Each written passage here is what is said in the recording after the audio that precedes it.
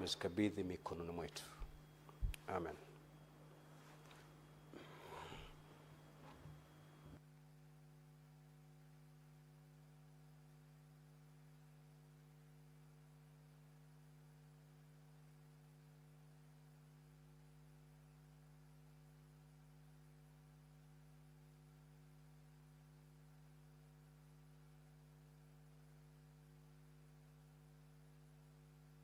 Clerk, do we have quorum? Sergeant at Arms, kindly ring the quorum bell for 10 minutes.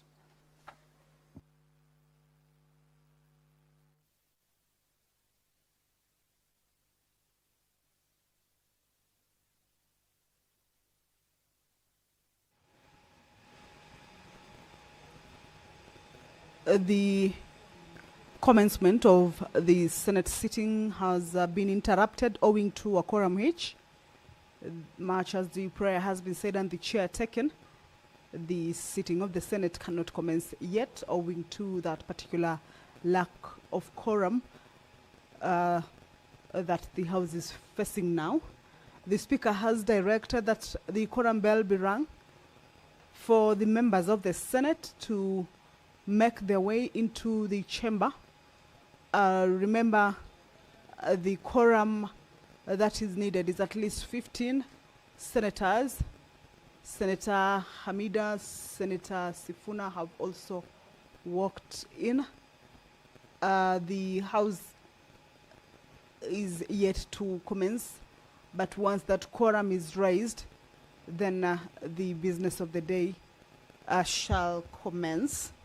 As we wait for the members to be able to get to the chamber and enable the House attain that much needed quorum, we shall continue to take a look at the business that they will be transacting this afternoon. Pursuant to the provisions of the House Standing Order number 53, paragraph 1, the nominated Senator Honorable Shakila Abdallah will also seek a statement from the Standing Committee on Land, Environment and Natural Resources regarding the rehabilitation of Kizingitini and Ndau landing sites. This is in Lamu County. Senator for Tharaka Nithi County, Senator Mwenda Gataya, also has a statement that he'll be seeking this afternoon from the Standing Committee on Justice, Legal Affairs and Human Rights regarding the low voter registration turnout witnessed across the country. This afternoon, also pursuant to provisions of Standing Order 53, paragraph 1, the Senator for Murang'a County, Honorable Joe Nyutu, will seek a statement from the Standing Committee on Health. This regards the rollout, administration and financial management of telemedicine services by the county government of Murang'a County. The House is about to commence, however, there is a quorum hitch.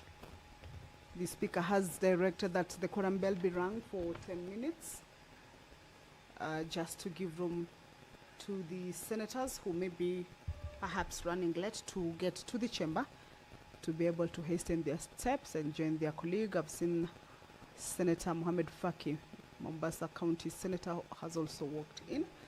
The quorum of the House at the commencement of a sitting of the Senate is at least 15 senators. So that is the quorum that the House is looking to raise for it to be able to be deemed to have quorated and also be able to commence. And that bell is an alert to the members who may be within the precincts of Parliament but yet to make their way to the chambers, to be alerted that their presence is highly required inside the chamber owing to that lack of a quorum, and at least to enable the House also commence and transact that business that has been lined up for consideration this afternoon. The Senator for Busia County, Honorable Andrew Mtata, will seek a statement this afternoon also from the Standing Committee on Finance and Budget. This regards the handling of 32 million shillings, more than 32 million shillings allocated to Busia County under the Urban Infrastructure Grant of the Kenya Urban Support Program 2. The Senator for Busia also has a second statement that he will be seeking from the Standing Committee on Roads, Transportation and Housing. This matter is around the state of road safety on major highways and roads across the country.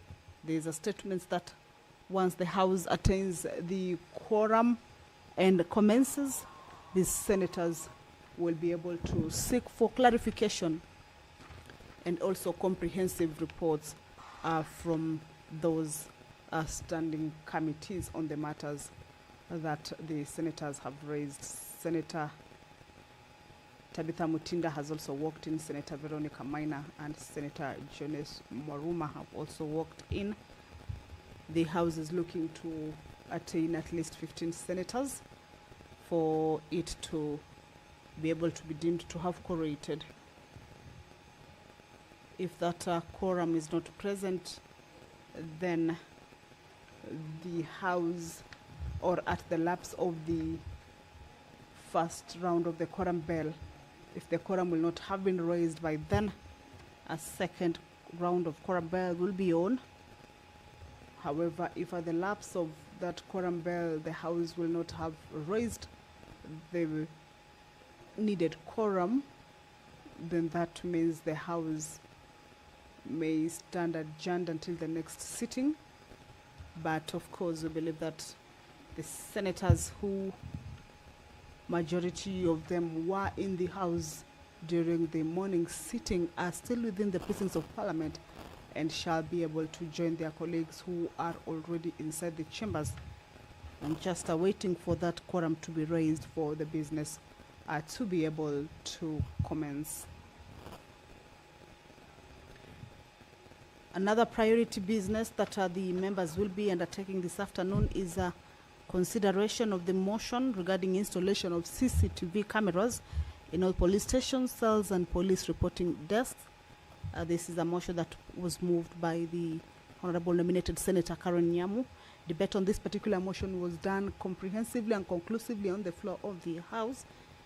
And the business on this particular issue is a question to be put, and for the motion to be able to proceed to the next stage. Consideration of the National Assembly amendments to the Meteorology Bill, a bill originating from the Senate, Bill number 45 of 2023. This is a motion that appeared in the Tuesday afternoon order paper, and members managed to discuss and agree with the amendments, indicating that the amendments did not change or alter and match the bill, and therefore they should be agreeing. This was a motion that was moved by the chairperson, Standing Committee on Land, Environment and Natural Resources. So this afternoon, the business that will be done on it is a question to be put for the consideration to be concluded.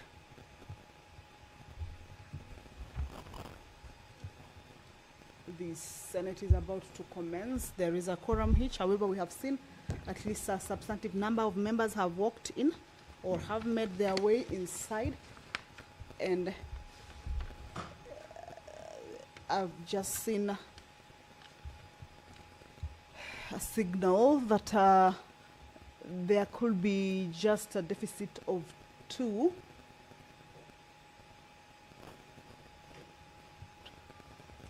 About 2 to 4 members.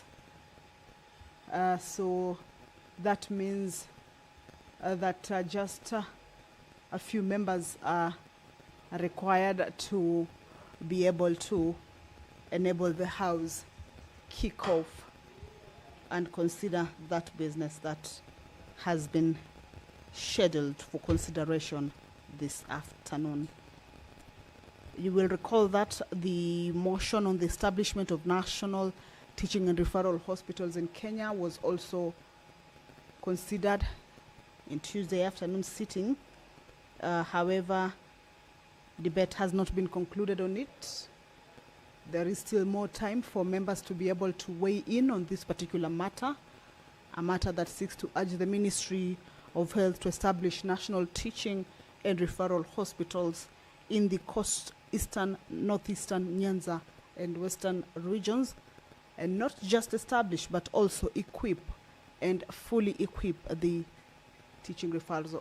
Allow me to hand you over. We do have quorum now. Clerk, proceed to call the first order. Order number 1, administration of oath.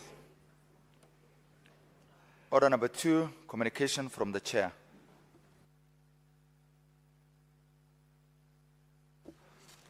Order number 3, messages.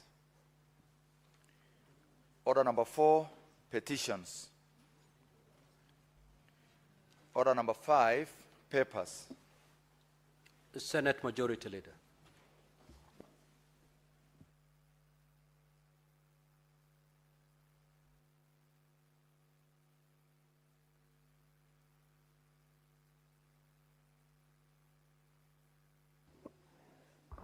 Thank you, Mr. Speaker. Senator for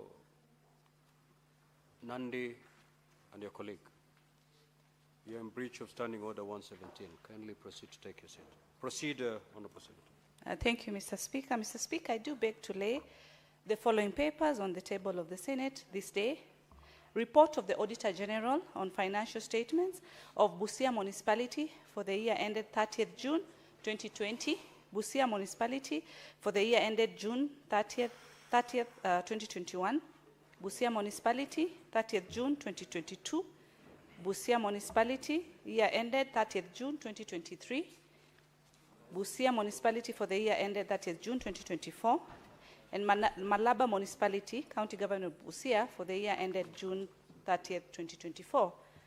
Reports of the Auditor General of the financial statements for the year ended 30th June 2025 for the following: Malaba Municipality, County Government of Busia, Busia Municipality, Busia County Climate Change Fund, Embu County Executive Car Loan and Mortgage, that is a committee member scheme fund, Embu County Emergency Fund, Embu County Education Support Fund, Embu Water and Sanitation Company Limited, County Government of Embu, Ngakaka Water and Sanitation Company Limited, County Government of Embu, Embu Municipality, Makueni County Empowerment Fund, Makueni County Fruit Development and Marketing Authority, Emali Sultan Hamoud Municipality, Wote Municipality, Marsabit County Education Fund, Financing Locally Led Climate Action FLOCA Program, County Government of Marsabit,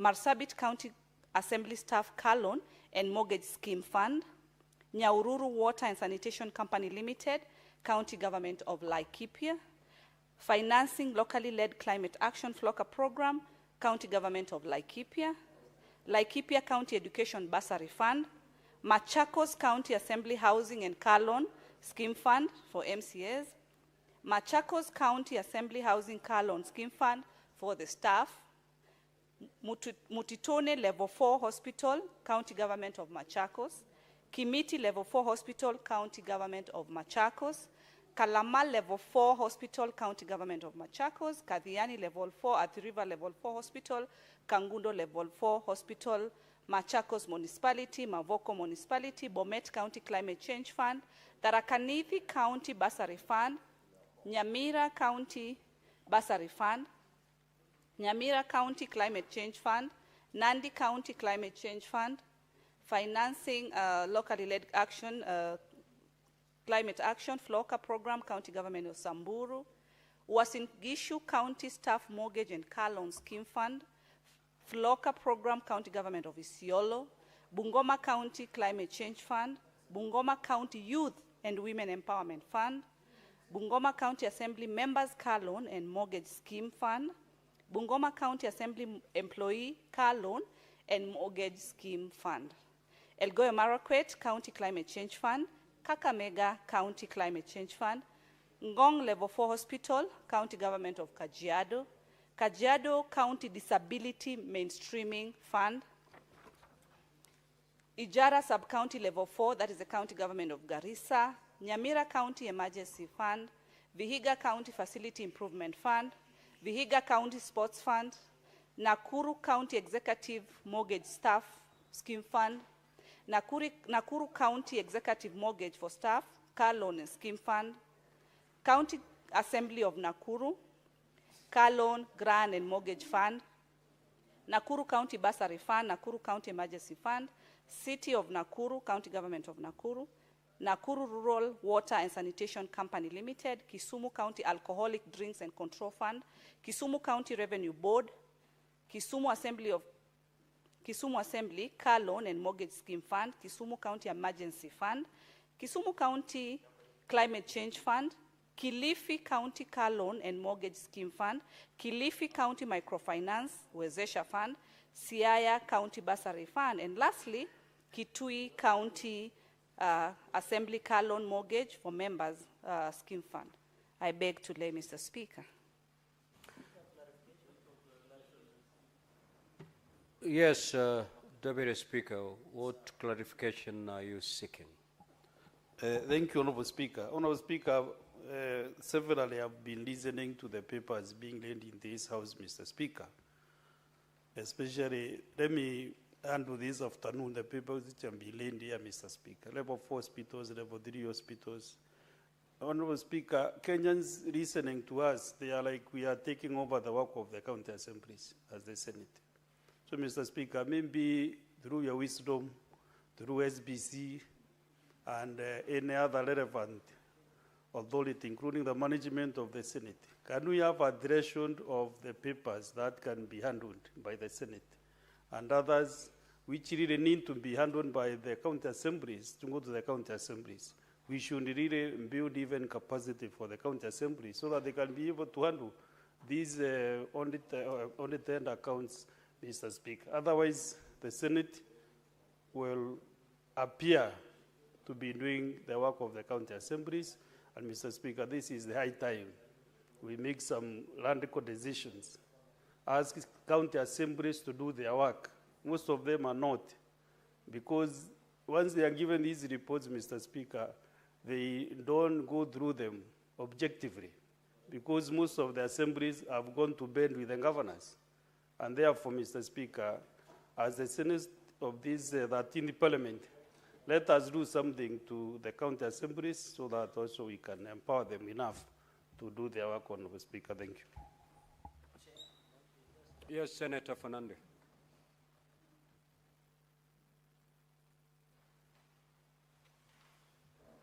Thank you, Mr. Speaker. So standing order 1, we need guidance because having sat in most of these committees and colleagues agree, these reports that of level 3, level 2, level 4 of hospitals and policy, especially some papers that have been laid today, is it possible to have as a house the threshold? Mr. Speaker, coming on the outside that the primary oversight is done by the county assemblies. We do the secondary oversight.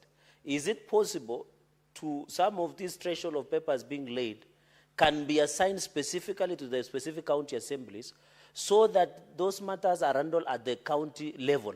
Because, Mr. Speaker, I have noticed MCAs, as the Deputy Speaker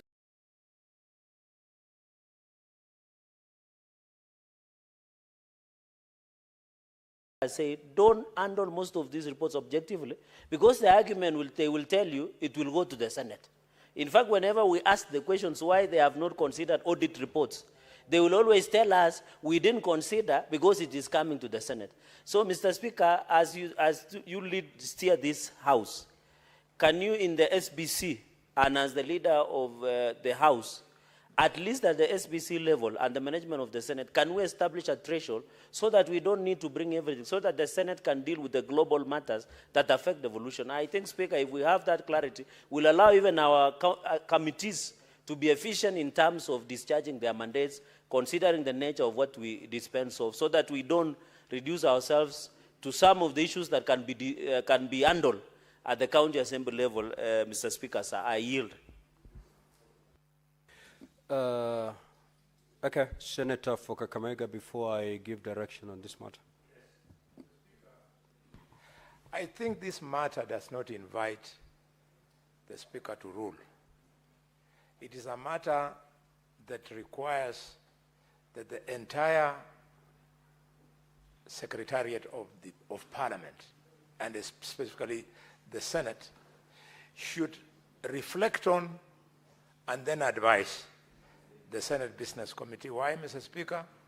Because sometimes when the governor of Kakamega is appearing before CIPIC and CIPAC, I sit there and I see the governor accompanied by the entire Public Accounts Committee of the County Assembly of Kakamega.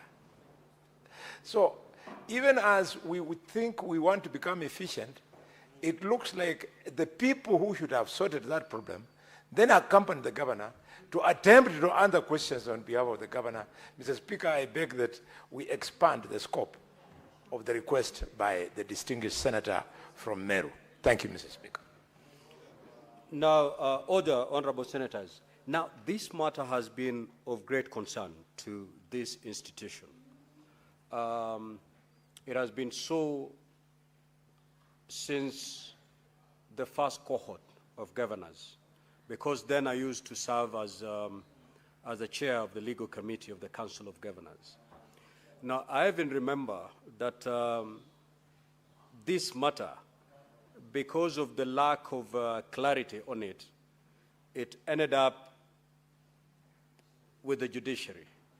If you remember petition number 24 of 2019 and petition number 27 of 2019, both petitions that were eventually consolidated were speaking to this aspect. And it went all the way to the Supreme Court, and the Supreme Court pronounced itself on this particular matter. And therefore, my direction on this matter is to, of course, SBC, taking the concerns that have been raised by honorable senators, we need to look at this particular matter, considering the decision of the Supreme Court that took its time to listen to both parties, because it was the Senate versus the Council of Governors plus other parties in those two petitions. So the Secretariat will look at it. They'll bring a paper to SBC. We will discuss that paper in line with the decision of the Supreme Court on this subject, and then thereafter we'll give direction on this particular matter. The chairperson, vice chairperson, Procedure and Rules Committee.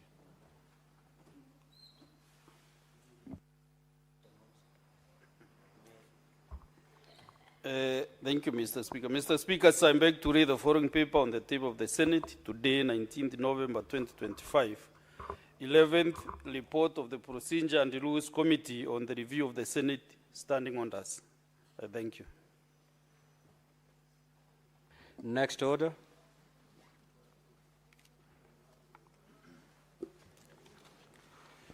Order number 6, notices of motion. The vice chairperson, Procedure and Rules Committee.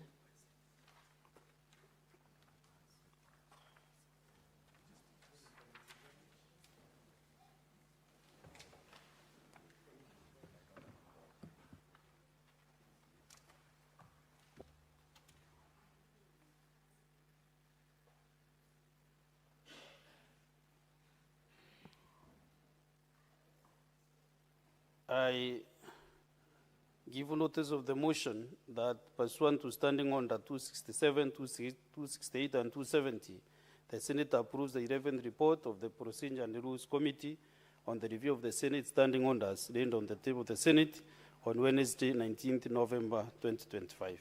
Thank you. Next order.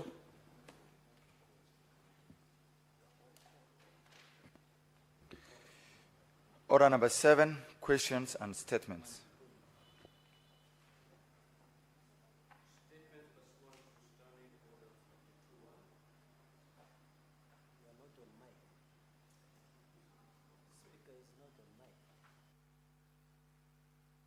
we heard a statement by the Honorable Senator Hamida Kibwana, but that statement has since been dropped, and therefore we'll move to statement pursuant to Standing Order 53-1. The Senator for Nandi County, Honorable Samson Gerard Kay. Thank you, Mr. Speaker. And it should go to the record of the House that when you are the chair in COG of JLAC, I was also the chair of the Senate in JLAC, so I agree with you. Mr. Speaker, for first-timers to note, we have been around for some time. Request for statement on an implementation of lower mobile termination rates. I rise pursuant to Standing Order 53-1 to seek a statement from the Standing Committee on Information, Communication and Technology on a matter of a national concern regarding the non-implementation of lower mobile termination rate, MTR, as recommended by a consultant engaged by the Communications Authority of Kenya, CA. Mr. Speaker, sir, mobile termination rates, MTRs, are a key determinant of the cost of voice calls across networks. Reducing MTRs is essential to ensuring affordable and accessible communications for all Kenyans. A consultant engaged by the CA, Communication Authority of Kenya, recommended a significant reduction in the MTR to Kenya shillings 0.06 per minute in line with international best practices, where some jurisdictions have adopted a zero-rated termination charges to promote consumer welfare and market competitiveness. However, the Communication Authority instead announced a revised MTR of Kenya shillings 0.41 per minute effective March 1, 2024, down from the previous Kenya shillings 0.58 per minute, but still substantially higher than the consultant's recommendation. This decision raises concerns about the rationale for deviating from expert advice and the delay in implementing more consumer-friendly rates. In the statement, Mr. Speaker, sir, the committee should address the following. One, the reasons behind the Communications Authority's decision to recommend an MTR or mobile termination rates of Kenya shillings 0.41 per minute effectively March 1, 2024, despite the consultant's proposal of Kenya shillings 0.06 per minute, and clarify the rationale for this deviation from expert advice. Finally, Speaker, sir, specify the timeline within which the authority intends to align the mobile termination rates with the consultant's recommendation, considering that the current rate is scheduled to lapse in March 2026, and outline the measures in place to ensure timely, transparent, and accountable implementation of the lower mobile termination rates in the country. Mr. Speaker, with your indulgence, let me move to my second statement. Request for a statement on downsizing of the UNEP, or United Nations Environmental Program, and its impact on Kenyan staff. Mr. Speaker, sir, I rise pursuant to Standing Order 53-1 to seek a statement from the Standing Committee on Labour and Social Welfare on a matter of countrywide concern regarding the disproportionate job losses Kenyans are now facing due to United Environmental Program's ongoing downsizing and restructuring exercise. Mr. Speaker, sir, Kenyan citizens employed at the United Nations Environment Program, UNEP, in Nairobi are facing job losses due to UNEP's functional review, which has identified about 100 positions for abolition, 48 of which are held by Kenyans, mostly support staff.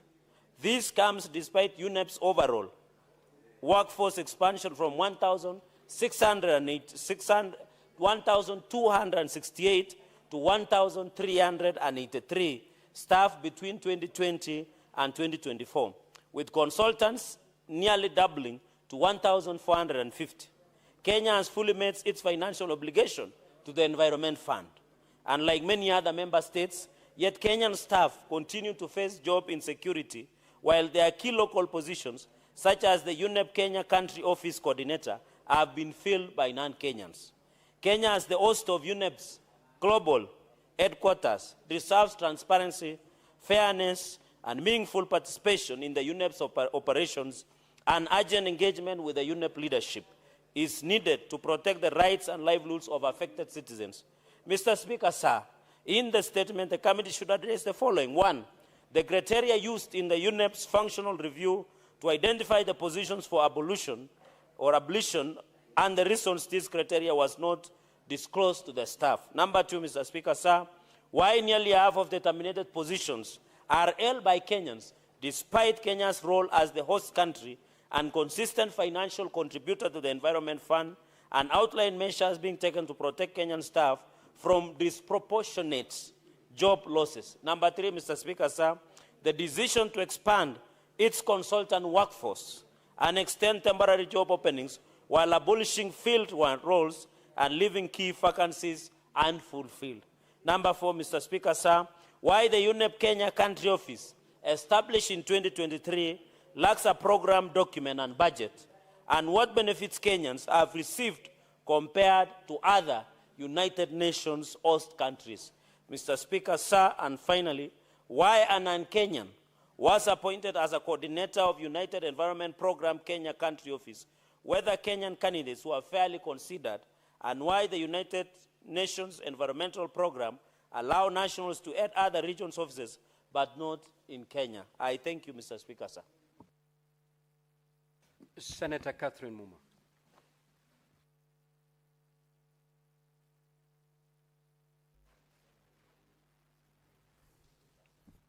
Honorable Speaker, I rise pursuant to Standing Order 53-1 to seek a statement from the Standing Committee on Finance and Budget on a matter of national concern regarding the impact of the delayed enactment of the county government additional allocations bills for the 2023-2024, 2024-2025, and 2025-2026 financial years.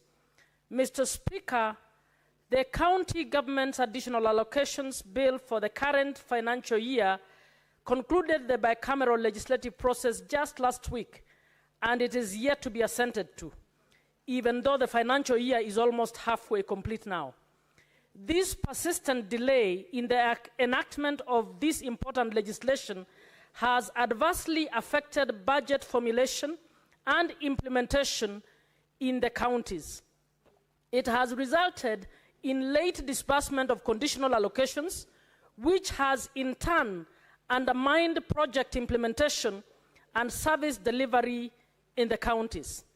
In the statement, the committee should address the following. 1, the impact of the delayed enactment of the county government's additional allocations bills for the financial years 2023-2024, 2024-2025. Honorable Speaker, can Senator Cherargei allow me to read my statement in peace? They're just discussing loudly. Senator Fernande and Senator for Nakuru County. I will repeat that. May the Number Honourable 1, Senator be heard in silence. the impact of the delayed enactment of the county government's additional allocations bills for the years 2023-2024, 2024-2025, and 2025-2026, and obtain the following.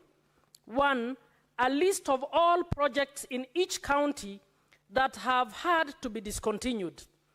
2, a list of all the projects in each county whose implementation timelines have been reviewed, specifying the original and reviewed commencement and completion timelines for each project. 3, a breakdown of the financial costs, including any interests and penalties that have accrued from the delayed uptake of any funds or implementation projects. Number 2, whether all additional allocations to county governments for the years 2023-2024, 2024-2025 for the financial years, the 2 financial years, have been disbursed to the counties, and if not, obtain the reasons for the same and the projected timelines for disbursement of the outstanding amounts. Senator Catherine Muma, nominated senator. Senator Tabitha Keroche.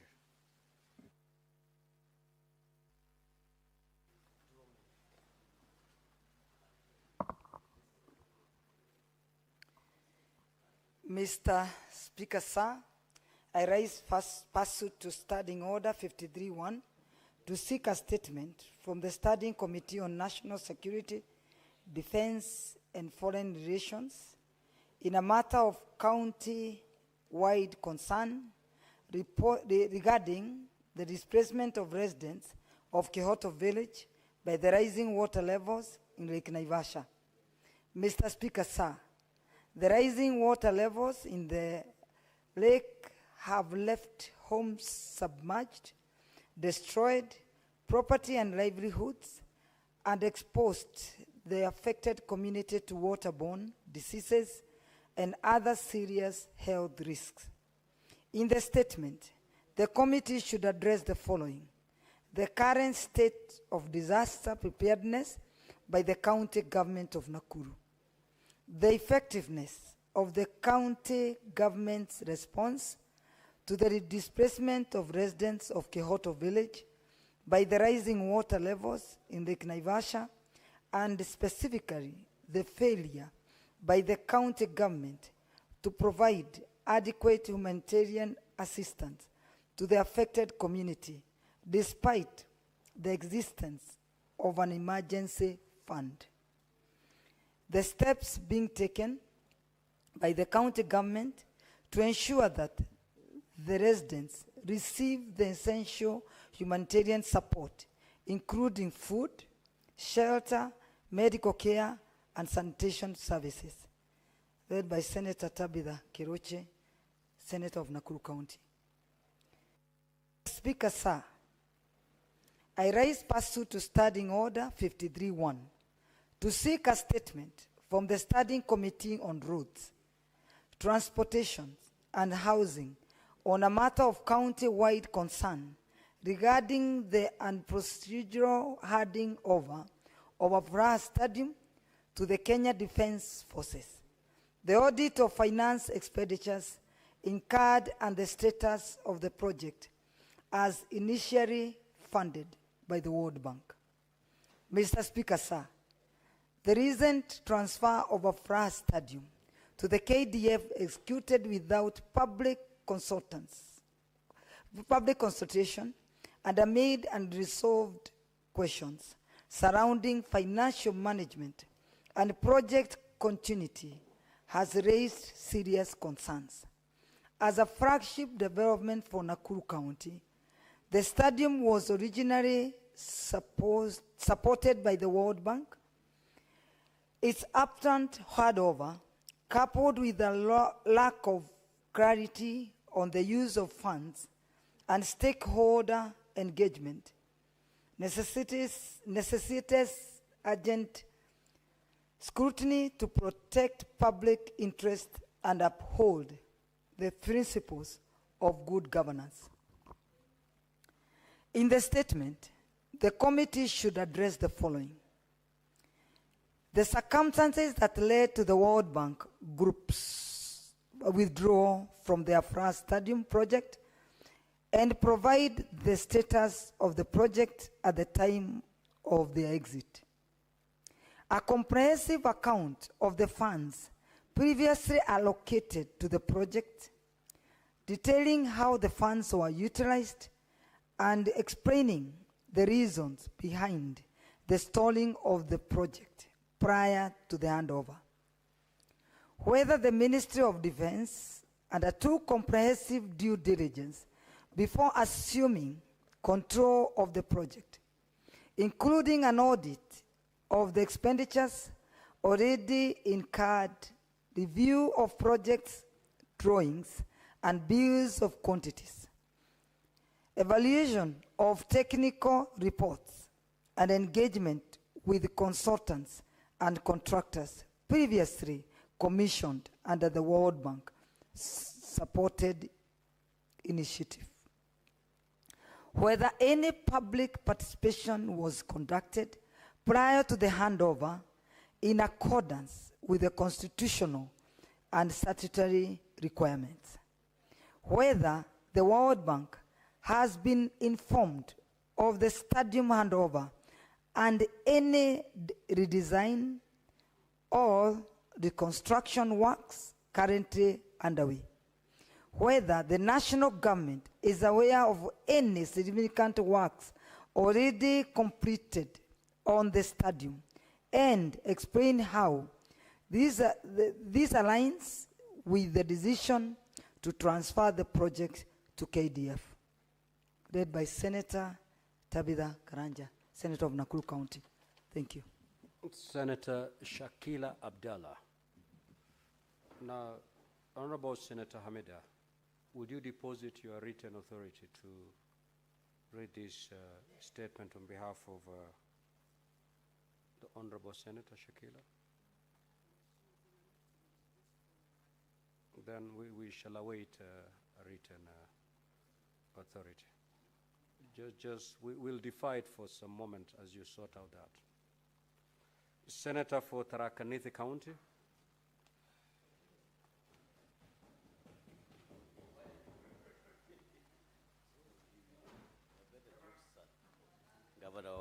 Thank you, Honorable Speaker.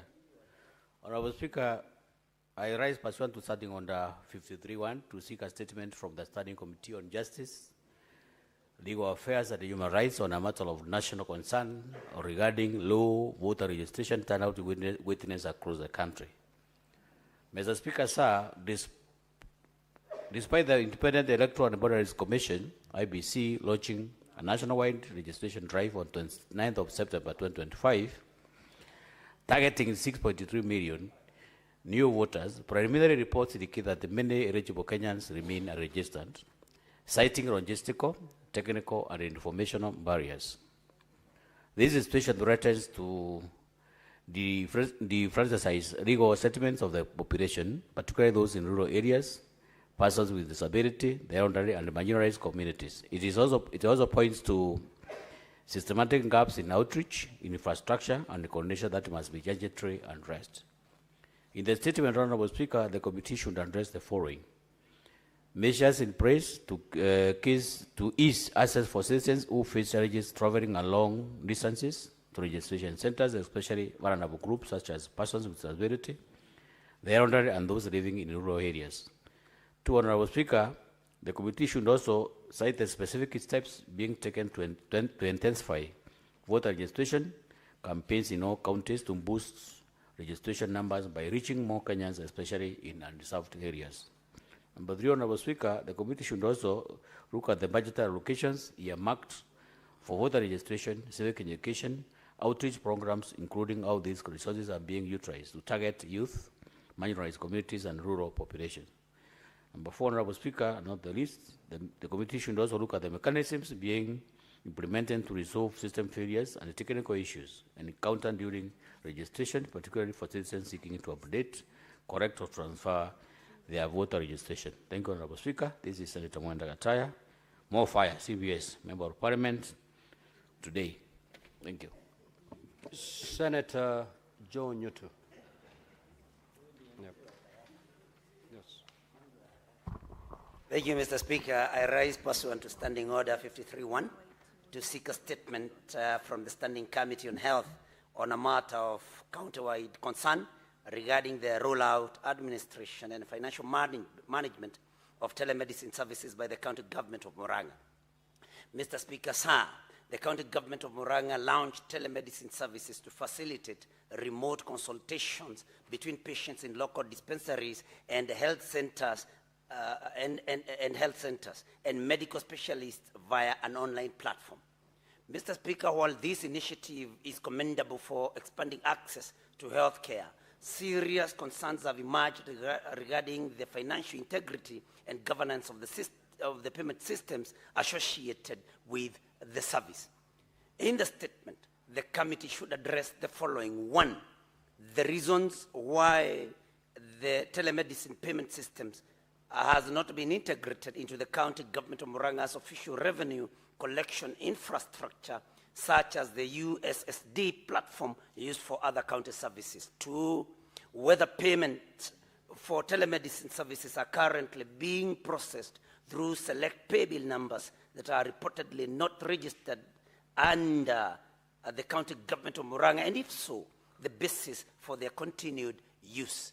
3, the status and ownership details of the said pay bill numbers, including identities of the individuals or entities that own them, and the legal or administrative framework under which they were approved for use in collecting payments for county services. And finally, Mr. Speaker, the identities of persons who have authority to access or withdraw funds from these pay bill numbers, and whether the county government can furnish the committee with audited revenue statements indicating the total amount collected through these pay bills since the launch of the telemedicine initiative. I thank you, Mr. Speaker. Everyone knows whom this senator is. Senator Andrew Omtata.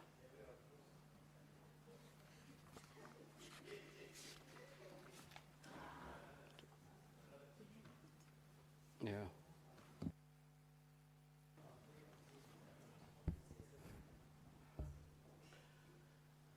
Mr. Speaker, sir, my request for a statement is on the handling of the Kenya shillings 32,309,300 urban infrastructure grant in Busia County under the Kenya Urban Support Program 2, KUSAP 2.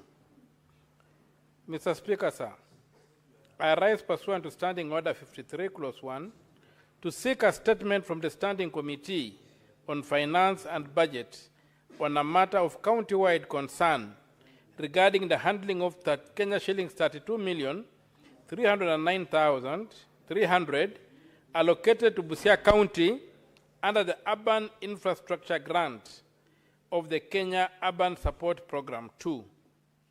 Mr. Speaker, sir, the Urban Infrastructure Grant intended to support urban development in Busia and Malaba municipalities was reportedly transferred from the County Revenue Fund to an unauthorized account at the Central Bank of Kenya, contrary to the World Bank's Program Operations Manual, which mandates the use of designated special purpose accounts.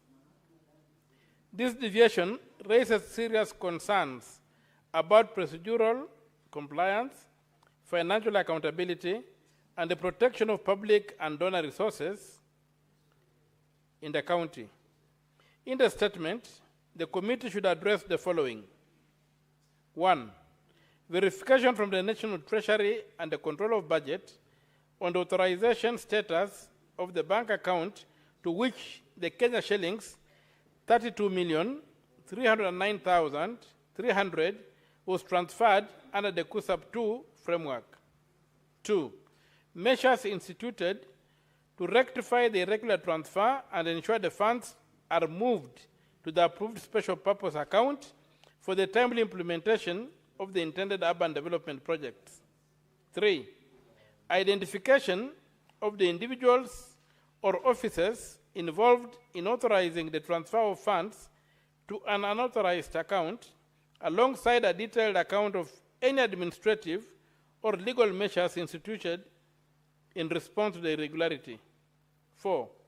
Existing safeguards and oversight mechanisms that govern the management of donor-funded grants at the county level, with emphasis on transparency and adherence to legal and programmatic guidelines. 5.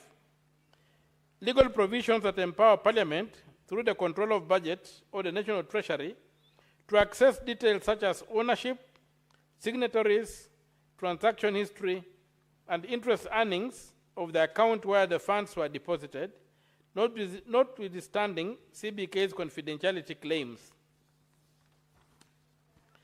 6. Frameworks or principles that guide the balance between banking confidentiality and public accountability in cases involving public funds held at the Central Bank of Kenya. Signed, Senator Andrew Mtoto Koit, MP, Senator from Busia. Mr. Speaker, I have a second statement I request to read. Have I approved it? Yes. Proceed. My second request for a statement is on the alarming rate of road safety on major highways and roads across the country. Mr. Speaker, sir, I rise pursuant to Standing Order 53, Clause 1, to seek a statement from the Standing Committee on Roads and Transportation and Housing on a matter of national concern regarding the alarming rate of road safety on major highways and roads across the country. Mr. Speaker, sir, although road transport is central to Kenya's economic activity, the increasing frequency of fatal accidents, many of them preventable, has become a national crisis. Major highways such as Nairobi-Mombasa, Nakuru-Eldoret, Eldoret-Malaba, Nakuru-Kisumu remain poorly lit, lack proper signage, and are riddled with unmarked and hazardous bumps, placing motorists and pedestrians at serious risk. And roadworthy vehicles continue to operate freely even in the presence of traffic police checkpoints. At the same time, reports of corruption within the traffic police service and irregular driver licensing facilitated by some driving schools in collusion with the NTSA, officers, have further compromised public safety. Mr. Speaker, sir, the absence of a smart traffic management system, weak enforcement of the highway code, and inadequate infrastructure have eroded public confidence in road safety enforcement. It is imperative that the government takes decisive action to restore order, accountability, and protection for all road users. In the statement, the committee should address the following. 1. Immediate measures by the Ministry of Roads and Transport and the NTSA to improve road safety and reduce fatal accidents. 2. The steps the government is taking to ensure that all major highways and roads are adequately lit and fitted with the proper signage to enhance visibility and safety. The actions being taken to address corruption within the traffic police service and the NTSA to ensure effective enforcement of traffic laws. 4. The mechanisms in place to regulate and audit driving schools to ensure they provide proper training and only qualified drivers are licensed. 5. The plans to introduce a smart traffic management system and restore public confidence in road safety enforcement in Kenya. Signed, Senator Andrew Mtato Koiti, MP, Senator from Busia. Thank you, Mr. Speaker, sir. Senator Consolata.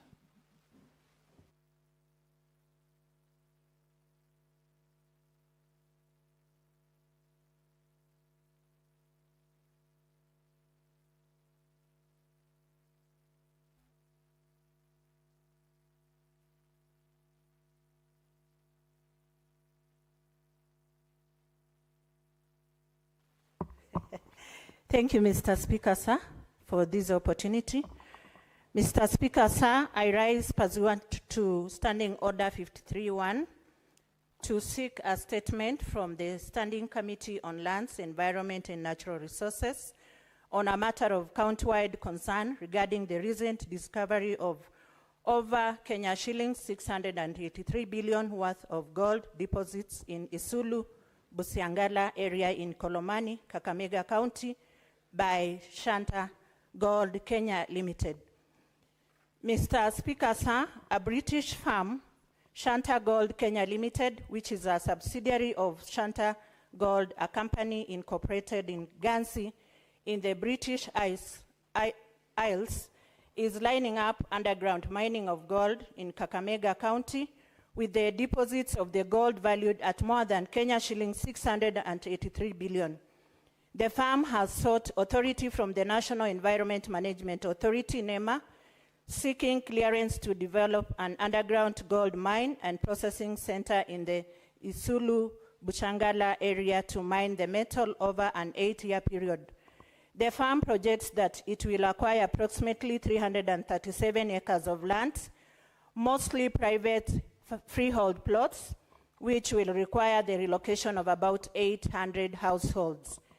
In the statement, the committee should address the following. 1, a detailed breakdown of the licensing process followed by Shanta Gold Kenya Limited, including the status of approvals from relevant agencies, such as NEMA and the Ministry of Mining. 2, whether the company has obtained all necessary permits for exploration, environmental and social impact assessments, mining operations, and whether it has followed all due processes for the land acquisition. 3, the details on the proposed acquisition of 337 acres and the planned relocation of approximately 800 households, confirming whether a resettlement action plan, RAP, has been developed and whether affected communities have been consulted and compensated. 4, whether public participation and free, prior, and informed consent, FPIC processes were conducted in accordance with Article 232, 1D of the Constitution and relevant laws, as well as whether the concerns raised by local residents were addressed, including reports of public demonstrations opposing the project. 5, the project economic benefits of the project to the local community and county government, including employment opportunities, local procurement, and revenue sharing. Senator Consolata Okwabubi, MP, nominated Senator. Senator for Nairobi City County, the Honorable Edwin Sifuna.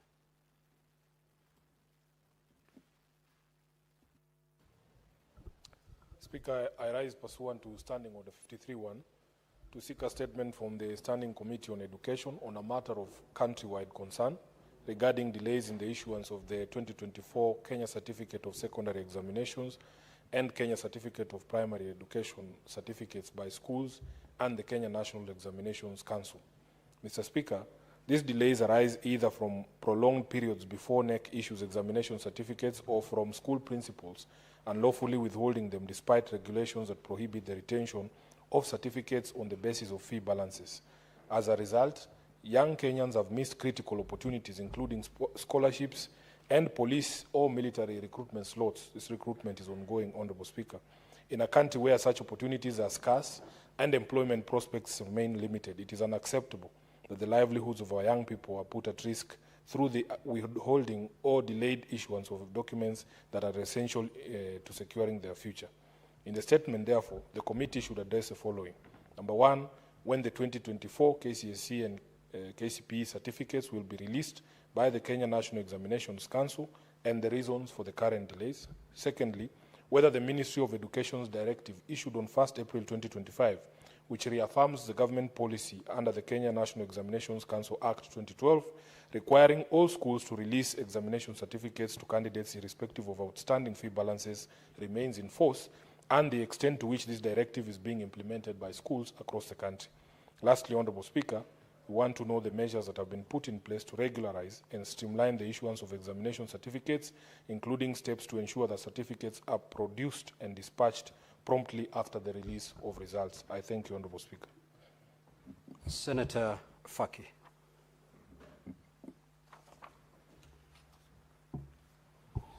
Asante Mheshimiwa Spika.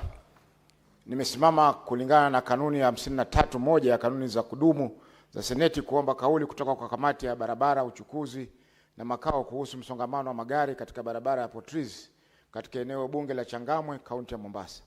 Mheshimiwa Spika, katika siku karibuni kumekuwa na msongamano mkubwa wa magari katika barabara ya Proceedings inayoelekea Nairobi, bandari ya Mombasa, kituo cha SGR kule Miritini na maeneo ya kusini mwa pwani kupitia barabara ya Dongo Kundu na vile vile hospitali ya Proceedings ambayo ni mashuhuri kwa matibabu ya ugonjwa wa TB na masuala ya akili. Msongamano huo, Mheshimiwa Spika, umekuwa kero kwa watumizi wa barabara hiyo wanaopata shida kwa kucheleweshwa kwenye safari zao. Wagonjwa wanaotafuta matibabu katika hospitali ya Proceedings pia wameathirika, na hivi karibuni watu 3 wamepoteza maisha kwa sababu ya kuchelewa kufikishwa hospitali kutokana na msongamano huo. Katika kauli hiyo, kamati zingatia yafuatayo. Kwanza, chanzo cha msongamano wa magari katika barabara ya Proceedings katika eneo bunge la Changamwe, kaunti ya Mombasa. Na ya pili, mikakati ambayo Wizara ya Barabara na Uchukuzi na pia Mamlaka ya Barabara Kuu ya Kenya KENHA imeweka ili kutatua kero la msongamano huo katika barabara hiyo, ikikumbuka kwamba barabara mbadala ya kuelekea Nairobi kupitia Mikindani bado inajengwa. 3, hatua za kisheria zinazochukuliwa kwa madereva wanaokiuka sheria kwa kuegesha magari yao barabarani na pambizoni mwake, jambo ambalo limepelekea hali hiyo kuwa mbaya zaidi. Asante Mheshimiwa Spika, Senator Mohamed Faki Mwenyehaji, Senator County ya Mombasa. Mheshimiwa Spika, niko na statement nyingine. Proceed, Honorable. Asante. Honorable Speaker, I rise pursuant to Standing Order number 53-1 to seek a statement from the Standing Committee on Land, Environment and Natural Resources on a matter of county-wide concern regarding the persistent and worsening shortage of clean and reliable water in the counties of Mombasa, Kwale, Kilifi, and Taita Taveta. Mr. Speaker, sir, the counties of Mombasa, Kilifi, and Taita Taveta continue to face severe and persistent water shortages. Shortage of clean and reliable water, despite long-standing efforts such as the Mzima Springs pipeline and the proposed Mzima 2 project, which remains stalled. Residents endure long treks in search of water, rely on limited private donations, and are forced to purchase water at exorbitant prices, of up to Kenya shillings 50 for a 20 jerrycan liter, often without assurance of safety. Mr. Speaker, sir, Mombasa alone requires 200,000 cubic meters of water daily, but receives only a fraction of that, while the Mwache Dam, intended as a temporary solution, faces funding delays. Rapid urbanization and industrial growth and new housing developments are increasing demand without corresponding water infrastructure upgrades. County governments are further constrained by borrowing restrictions and lack of control over water resources, which are vested in the national government. In the statement, the committee should address the following. One, the immediate and short-term measures currently in place by both the national and county government to caution residents of Mombasa, Kwale, Kilifi, and Taita Taveta counties from the ongoing water crisis. Number two, the timelines for the completion of the Mwache Dam, given the stalled negotiations and the urgent need for water in the affected counties.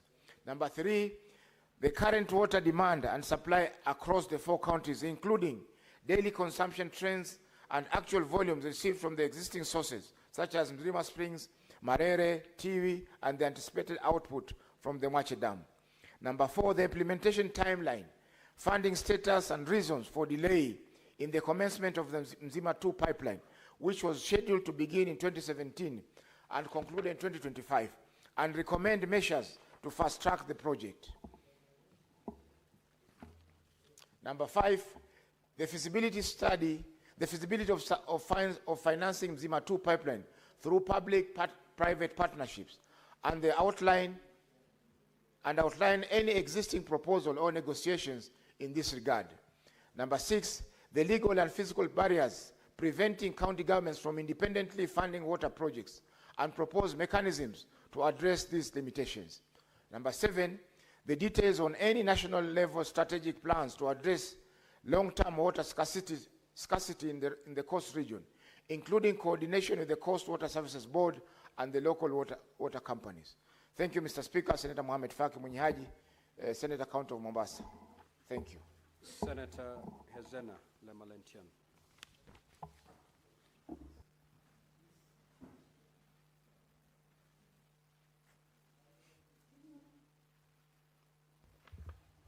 Thank you, Mr. Speaker.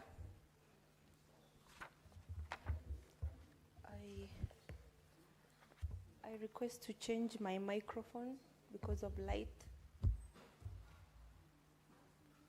You can proceed to whichever microphone that will serve you correctly.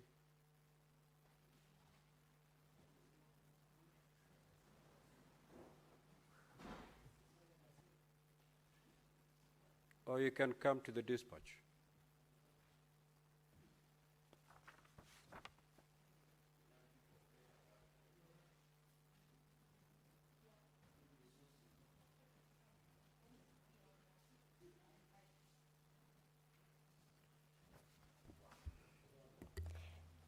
Thank you, Mr. Speaker.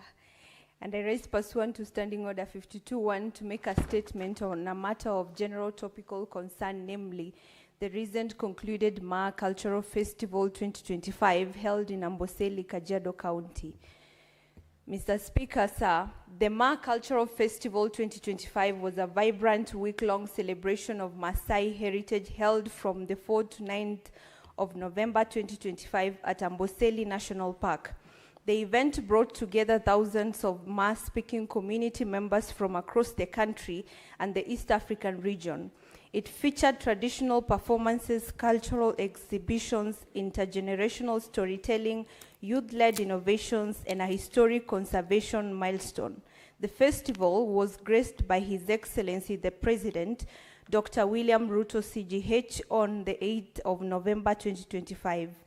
The festival served as a powerful platform for reaffirming the identity, unity, and resilience of the Ma people. It celebrated the deep connection between the community, their land, and the natural environment.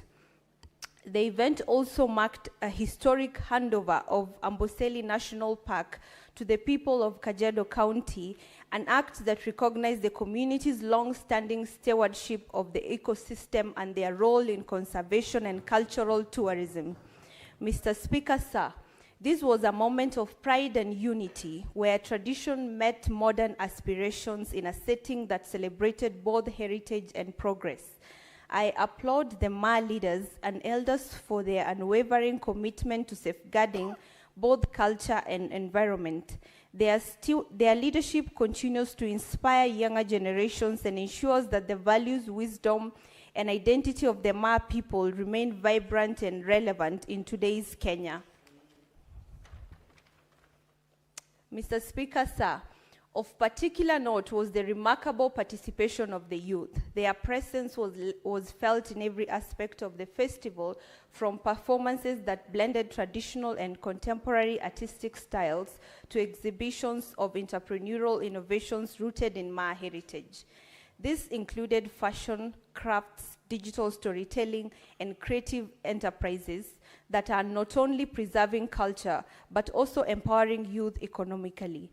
The festival also provided a forum for dialogue between youth, elders, leaders, and development partners on critical issues such as heritage, economics, climate resilience, responsible tourism, and the role of young people in shaping the future of their communities. This affirmed that the youth are not only inheritors of heritage, but also key drivers of transformation, creativity, and unity. Mr. Speaker, sir, I wish to commend the government of Kenya under the leadership of His Excellency the President for honoring a long-standing aspiration of the Ma community through this recognition. This gesture not only acknowledged the historical role of the Ma people in conservation, but also marked a significant step towards inclusive and community-led environmental governance. I further applaud the Ma elders, leaders, and cultural custodians for their unwavering commitment to safeguarding both culture and environment. Their leadership continues to inspire younger generations and ensure that the values, wisdom, and identity of the Ma people remain vibrant and relevant in today's Kenya. Mr. Speaker, sir, in conclusion, I wish to commend the organizers, cultural custodians, community elders, youth leaders, and all participants who contributed to the success of the Ma Cultural Festival 2025. Their dedication ensured that the event was not only a celebration of heritage, but also a reaffirmation of pride, unity, and enduring spirit of the Ma communities. I urge both the national and county governments, as well as development partners, to continue supporting such cultural initiatives that promote national cohesion, economic empowerment, and environmental stewardship.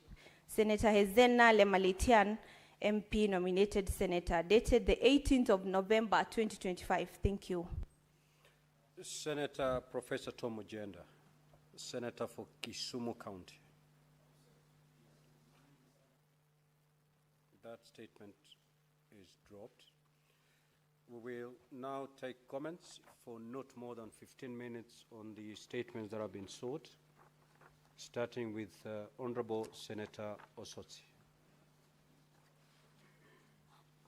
Thank you, Mr. Speaker. Mr. Speaker, let me quickly make my comments on two statements. One statement by Senator Fernandi, Senator Cheregei, on the issue of MTR, which means mobile termination rates. Mr. Speaker, I appreciate the statement that has been raised by the good senator, but I also want to inform him that MTR is a product of the total cost of operating business.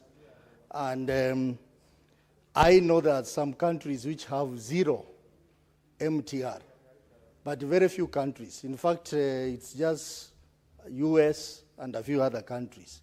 Most other countries, the MTR rate is very high, particularly in Africa here. If you look at other competing countries like South Africa and Nigeria and Egypt, the MTR rate is very high. And it's a product of the cost of doing business. Mr. Speaker, the cost of doing telecommunication business in this country is very high, extremely high. And that reflects in the MTR. That is finally what the consumers pay in terms of making calls. Like in this case for Safaricom, Mr. Speaker, the government of Kenya cannot be asking for a lower MTR when telecommunication business is one of the most highly taxed businesses in this country. For example, Mr. Speaker, on the 1st of July this year, CA Communication Authority increased the frequency spectrum rates by more than 900%. And these are the businesses which it needs to run. They will, of course, pass that cost to the consumers. Number two, Mr. Speaker, the cost of electricity in Kenya is very high. And these companies consume a lot of electricity. If you put high cost of electricity, that will be reflected in the cost that is finally going to be taken to the consumers. I think the starting point is for the government to appreciate the fact that for this government to be competitive, we need to invest in digital economy.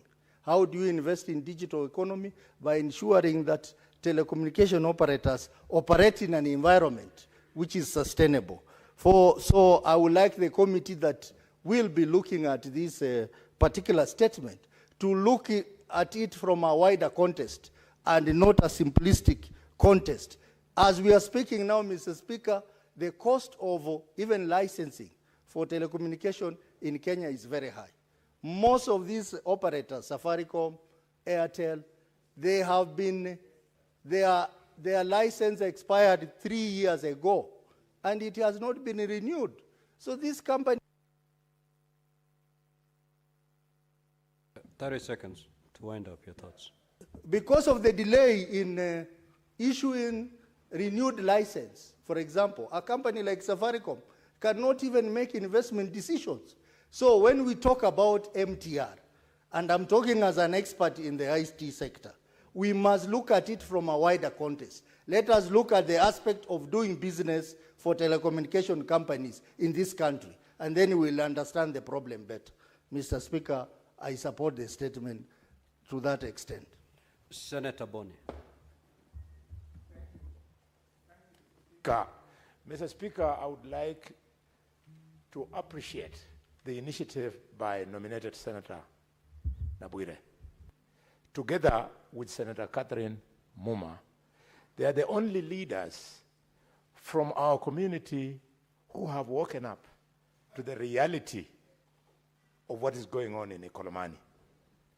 And with maximum respect, it is sad that Shanda Gold has compromised several layers of leadership from our region, and that's why they are quiet. Mr. Speaker, in Luyaland, when you move a household, you move at least 10 people. At least 10 people. It therefore means that we are talking about relocation of 8 to 10,000 people. What is your point of order, Senator, for Vihiga?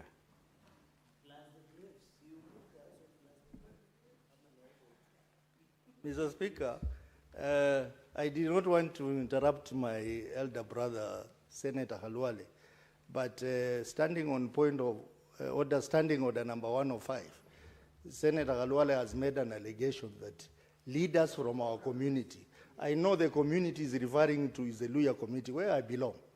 And Mr. Speaker, it is not fair for him to put me in that bracket of leaders because I have been opposed to Shanta Gold. In fact, what they are doing on the border between Vihiga and Siaya. So I would like the Senator to retract his statement or clarify. Now, Senator Boni, that's a fair observation. Proceed to do the needful. Yeah. Thank you, Mr. Speaker. I again celebrate my younger brother for defending yourself and setting the record clear. Mr. Speaker, where are people? 8,000 to 10,000 are being moved to nowhere. The leaders are quiet, apart from Catherine and Consolata and yours truly. 2, the administration and the national government and the county government are quiet. Mr. Speaker, the matter is so grave that Catherine Muma and I had to save the day. Last week, part of the reason why I was not here, there were fights and we were being tear-gassed by the police, which is supposed to defend these people who are asking, where are you taking us?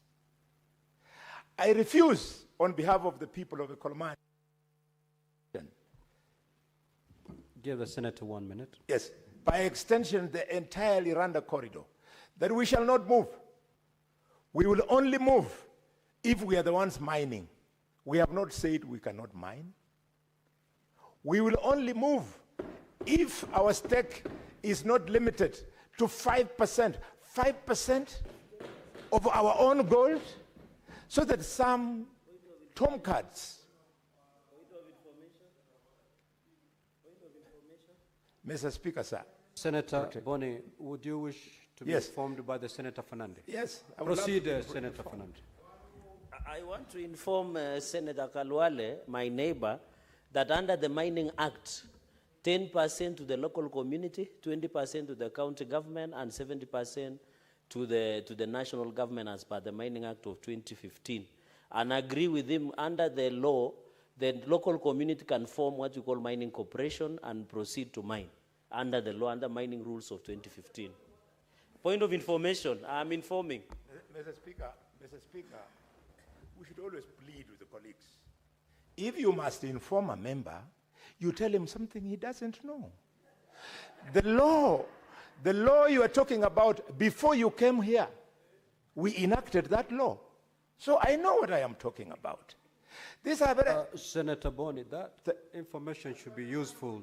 Yes, it is useful, but he shouldn't give the impression that Boni Khalwale doesn't know the law. He might. You had indicated earlier on that 5% was to go to the community. Let me help him, because he doesn't know the law. Allow me to inform him now. It is 5% to the community, 10 to the county government, 20 to the national government. The balance disappears with the tomcat who is called the investor. Mr. Speaker, sir. Now, Senator Boni, you're going to open yourself to so many points of orders for absolutely nothing. What do they because want? That is not the law. What do they want? That is not the law. And So- you know it. So, Mr. Speaker, in conclusion, thanks for that 1 minute that you've given me. Okay. Thanks for that 1 minute. Seriously speaking, we will not move from Kakamega for whatever reason other than we are mining that gold ourselves. And mine it we shall. If I don't, my children will. If they don't, my grandchildren will.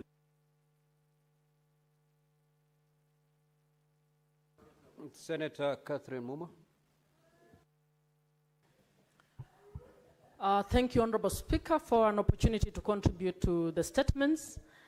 And quickly to contribute to the statement by Hezena, to just applaud the Ma community for the beautiful cultural event that they had, an event that all of us were in awe, and we hope that the rest of the Kenyan communities can move towards where the Ma are moving. Secondly, to contribute to the statement by Senator Wakwabubi on the issue of the Shanta gold.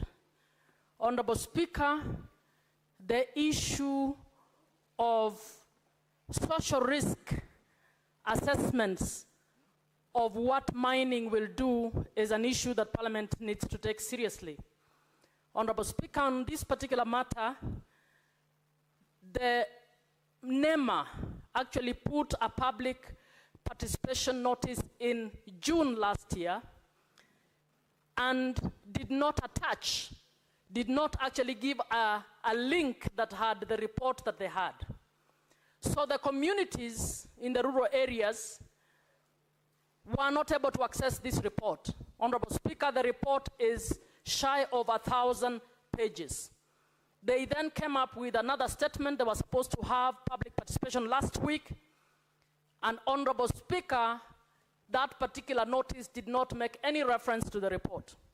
The June notice actually asked that anybody who wants to read the report should physically go to the offices of NEMA in Nairobi and in Kakamega to read those reports. Honorable Speaker, I personally tried to find out from NEMA why this was not happening, why proper public participation was not taking place. And Honorable Speaker, it was a shock that I was only able to access that report after it was sent to me by a member from NEMA. Speaker, just allow me one more minute. I am shocked, Speaker, that the government spokesman has actually gone to Kakamega to assure the people of Kakamega of how they are going to benefit from this venture, even before NEMA has done an environmental assessment and released a report. What does that mean? That the national government is already working with Shanta before even the process is over. Honorable Speaker, while we need to implement the mining law purposefully, we need to respect the human rights of the people who are there. And I suggest, Mr. Speaker, that this House take an interest.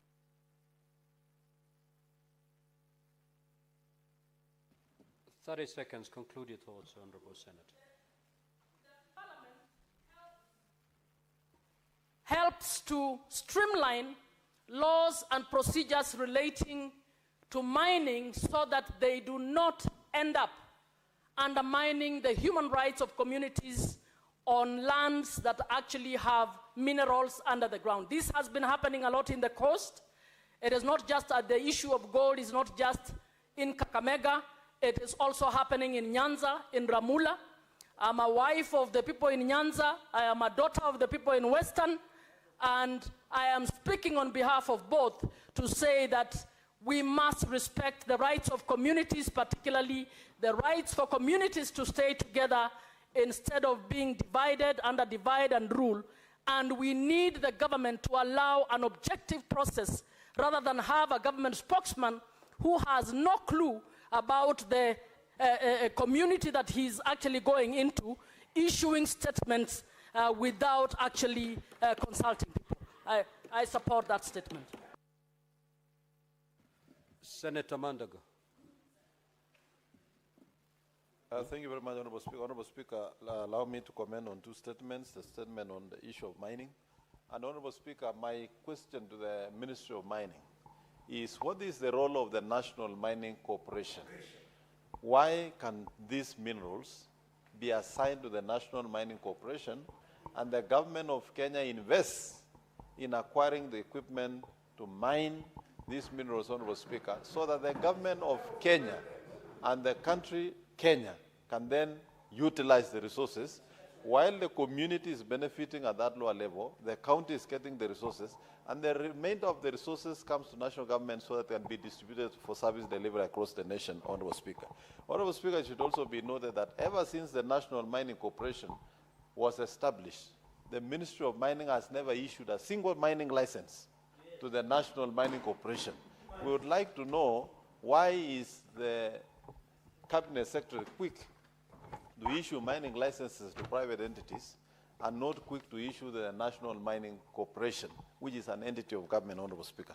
Honourable Speaker, my next statement is the statement sought by the Senator for Muranga on the issue of telemedicine, Honorable Speaker. Honorable Speaker, we have seen counties come up with innovation like telemedicine, using drones to deliver, I don't know, samples, Honorable Speaker. But unfortunately, Honorable Speaker, all this is just in the talk, but we have not seen the action. We have had an opportunity as the Senate Committee of Health to visit Muranga, and we didn't see an iota of telemedicine. It is extremely important that county governments, when they say we are implementing this, they should actually implement, Honorable Speaker. Number two, Honorable Speaker, revenues that are accruing as a result of health services, Honorable Speaker, are supposed to be utilized by the facilities. And the FIF Act envisages that those resources will be collected by the facility, Honorable Speaker. Honorable Speaker, I'm surprised to see that the county government of Muranga have bay bills that are not being even owned by the county government of Muranga. So where is this revenue going? Because the FIF Act is very clear. The revenue must go to the facility. So as the committee looks at this, they should also look at how the resources that are meant for F5 are being utilized. In my own county, Honorable Speaker, the governor launched a very ambitious program of drones delivering reagents, specimens, but ever since it was launched, we have never seen those drones flying, except the small drones we see on weddings and funerals, doing videography and so forth. So some of these so-called innovations have costs that are not being made public, and that money has not delivered or provided the service that was intended, Honorable Speaker. So therefore, the committee should look seriously into this matter of innovation. Senator Manzo. Thank you, Mr. Speaker. Mr. Speaker, I would like to encourage Senator Halwale and Senator Muma, who are refined lawyers, Mr. Speaker, to go to a constitutional court. But well, Senator Muma is a refined constitutional lawyer. To go to court, Senator Halwale can be a witness, Mr. Speaker, to go to court and file a constitutional reference to deal with the human rights situation about to befall their community, and it is through that particular court proceedings, together with what we are going to do in the House, is going to refine this matter and make sure that human rights are given priority. You cannot just move population, which also has graves and other cultures assigned to it, and most important, the priority should go to the local residents to do the mining before going to any other place. Mr. Speaker, about the road accidents, Mr. Speaker, the road to Mombasa has become, a place where a lot of people die.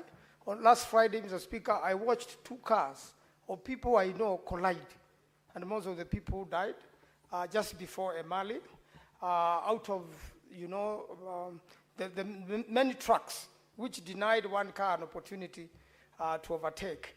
And Mr. Speaker, the dual carriage had already been designed by the Americans and should have been done by now. And I want to encourage the government really to do the Nairobi-Mombasa dual carriage as quickly as possible. It's going to save the country a lot of lives, and it's also going to save costs in terms of insurance companies, and a life, Mr. Speaker, is more important than anything to protect in the country. Mr. Speaker, on the matter of Lake Naivasha, recently my Committee of National Cohesion was visiting, and that crisis is very serious, Mr. Speaker. It's a freshwater lake, meaning it has an exit, and the designers of the development around Lake Naivasha should know to what height, because then are we one day going to have all those investments and hotels swallowed by water? So I really support what the Senator for Nakuru has done, and I think this is ancient. The government has budgeted emergency funds, Mr. Speaker, which have not seen be applied in Marakwet when there was a crisis, nor in this situation in Naivasha. And this is money for emergency, Mr. Speaker, which should be utilized. So I really want to support that, and I think it's a matter which the Senate should take very seriously, so that this crisis can be stopped, because the wreck is increasing day in, day out, and it's not stopping. So most probably, Mr. Speaker, the other investments are going to be caught up, and it's going to be a big crisis, Mr. Speaker. I thank you, and I do support. Senator Mariam.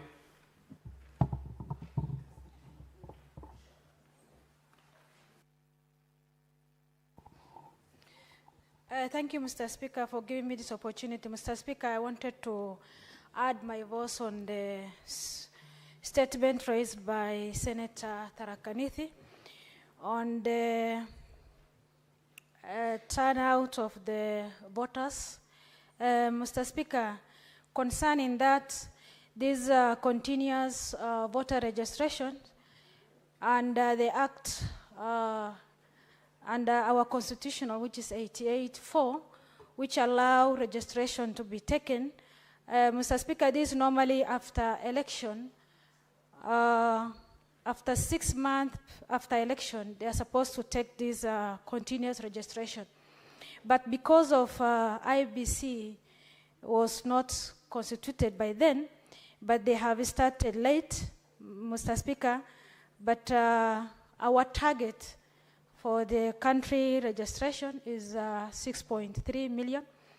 But currently, the last report, which has been released by IBC on 10th of October, it is only 3,207 voters, Mr. Speaker. This shows that there is a low turnover, and this is because of lack of identity card, Mr. Speaker. Mr. Speaker, most of the youth, that is the new registration of 6.3, most of them is our youth.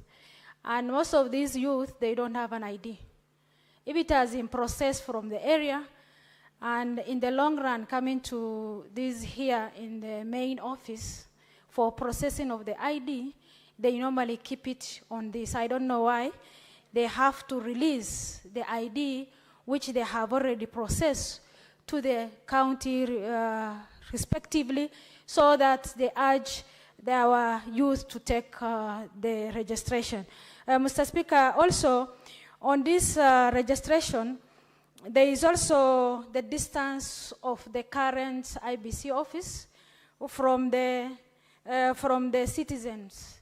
So we urge that IBC to take the registration of voters to the ward section, so that at least there is no costing card for registration of ID, for registration of voters. Mr. Speaker, I wanted to add also my voice on the county additional bill, allocation bill, which has been delayed. Mr. Speaker, the more we delay the money, the counties delay the projects. And also there is also an avoidable expenditure which is incurred, because most of these allocation, additional allocation is loan. Where without disbursement, and there is how. Our senators, the time allocated for statements is, we have surpassed the 15 minutes. We are now almost 25 minutes. So let us get the statement and standing under 57. Majority Leader. Standing on number 1 is this afternoon is suspended. Mr. Speaker, sir, pursuant to Standing Order 57.1, I hereby present the business for the week commencing Tuesday, 25th November 2025. Mr. Speaker, sir, the legislative business before the Senate is as follows. 60 bills are pending, conclusion of which 40 are at the second reading, 18 are the committee of the whole, and 2 are waiting for first reading. 30 motions are pending conclusion. 19 petitions are pending conclusion, out of which 15 are due for reporting by respective standing committees, and 478 statements pursuant to Standing Order 53.1 are being considered by standing committees. Mr. Speaker, sir, on Tuesday, 25th November 2025, the Senate Business Committee will meet to consider the business for the week. The tentative business for that day will include business not concluded from today's order paper, and the following business: bills at second reading. The Wildlife Conservation and Management Bill, Senate Bills number 46 of 2023, The Wildlife Conservation and Management Amendment Rules Bill, Senate Bills number 49 of 2023, the Narcotic Drugs and Psychotropic Substance Control Amendment Bill, Senate Bill number 1 of 2024. The County Wards Equitable Development Bill, Senate Bills number 20 of 2024. The Livestock Protection and Sustainability Bill, Senate Bills number 32 of 2024. The County Government State Officers Removal from Office Procedure Bill, Senate Bills number 34 of 2024. And the County Government Amendment Bill, Senate Bills number 39 of 2024. Motions. Debate on the President's Address to Parliament. Report of the Consultative Meeting of the Executive Committee of the Forum of Parliaments of the Member States of the International Conference on the Great Lakes Region, held in Kinshasa, Democratic Republic of Congo, from 2022 to 2024 January 2025.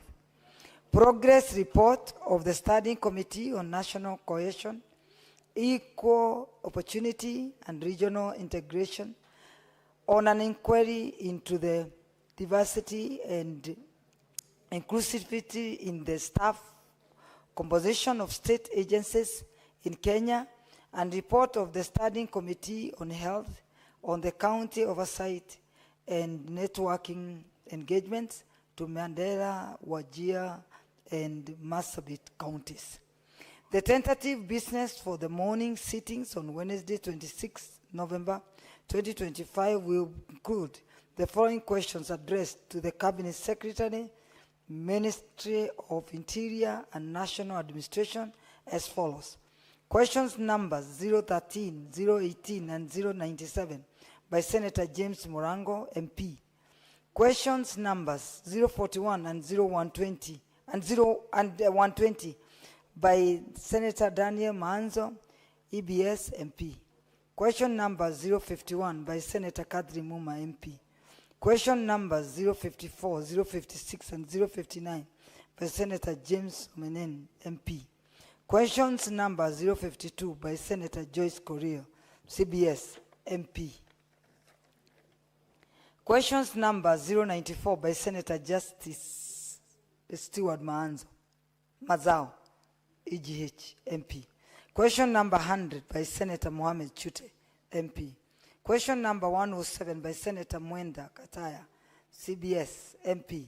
And question number 109 by Senator Hamida Kibwana, MP.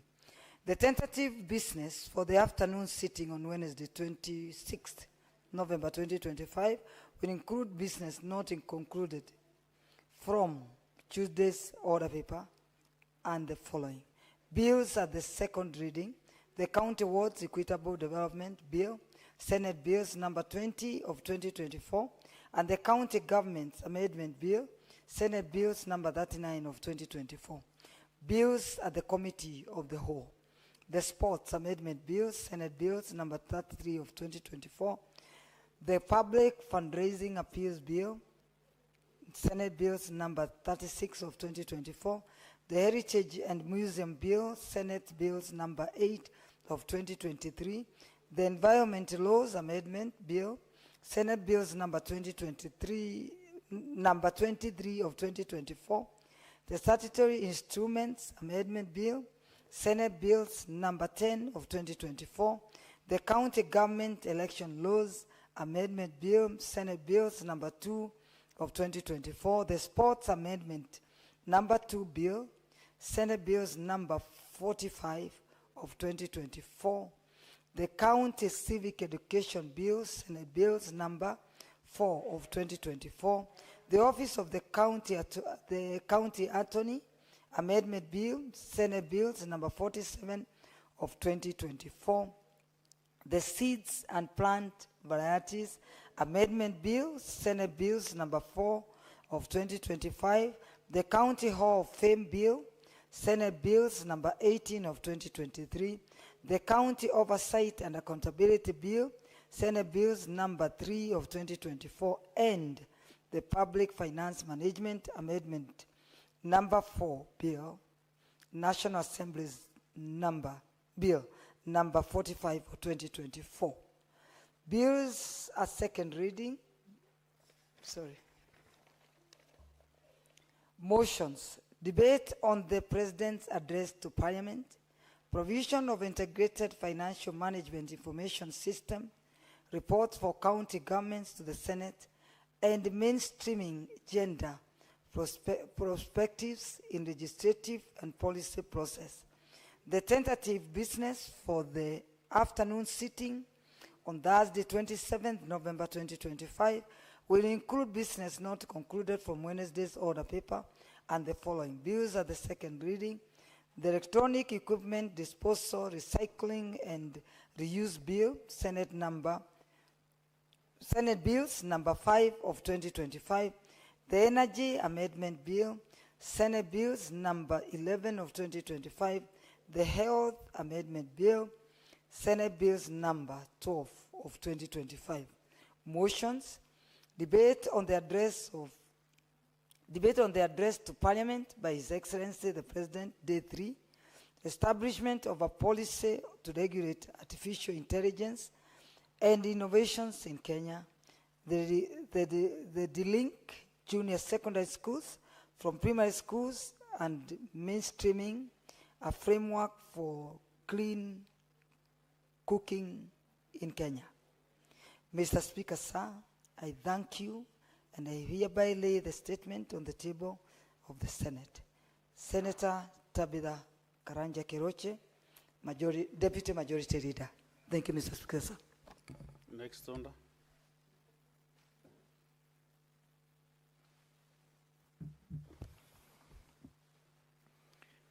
Order number 8, motion. Installation of CCTV cameras in all police stations, cells and police reporting desks. Question to be put. Clerk, I said to know that you have a quorum to put the question.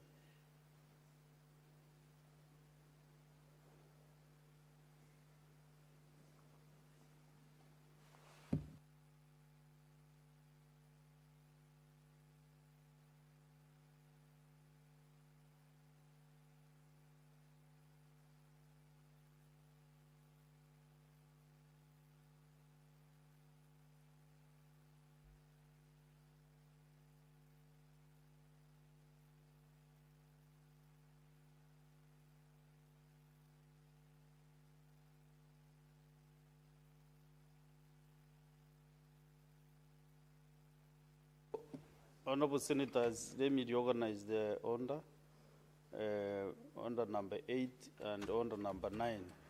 We defer those two orders. We go to order number 16.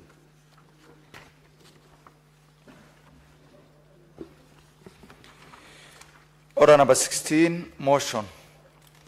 Establishment of national teaching and referral hospitals in Kenya.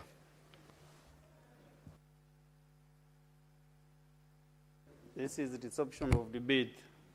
Clerk, is there any member who has a minute remaining, or you open it to?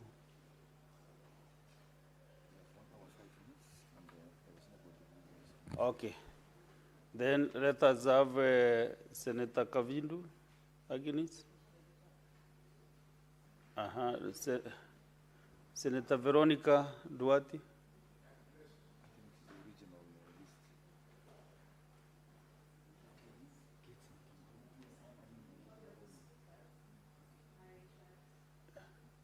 Give Senator Veronica Maina the mic. Honorable Speaker, thank you for the opportunity, but I spoke to this motion yesterday. I had pressed my button hoping to comment on the statement on the Ma Cultural Festival 2025 before you close the statement hour. There was so it's, no more time. It's overtaken, yes. So from my list here, from my dashboard, I can show the Senator Charagai spoke. Just clear.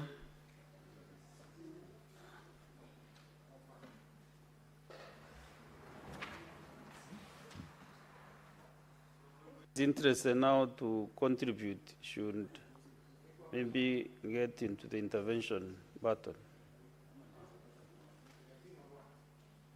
Senator Muniaji Mohamed Faki.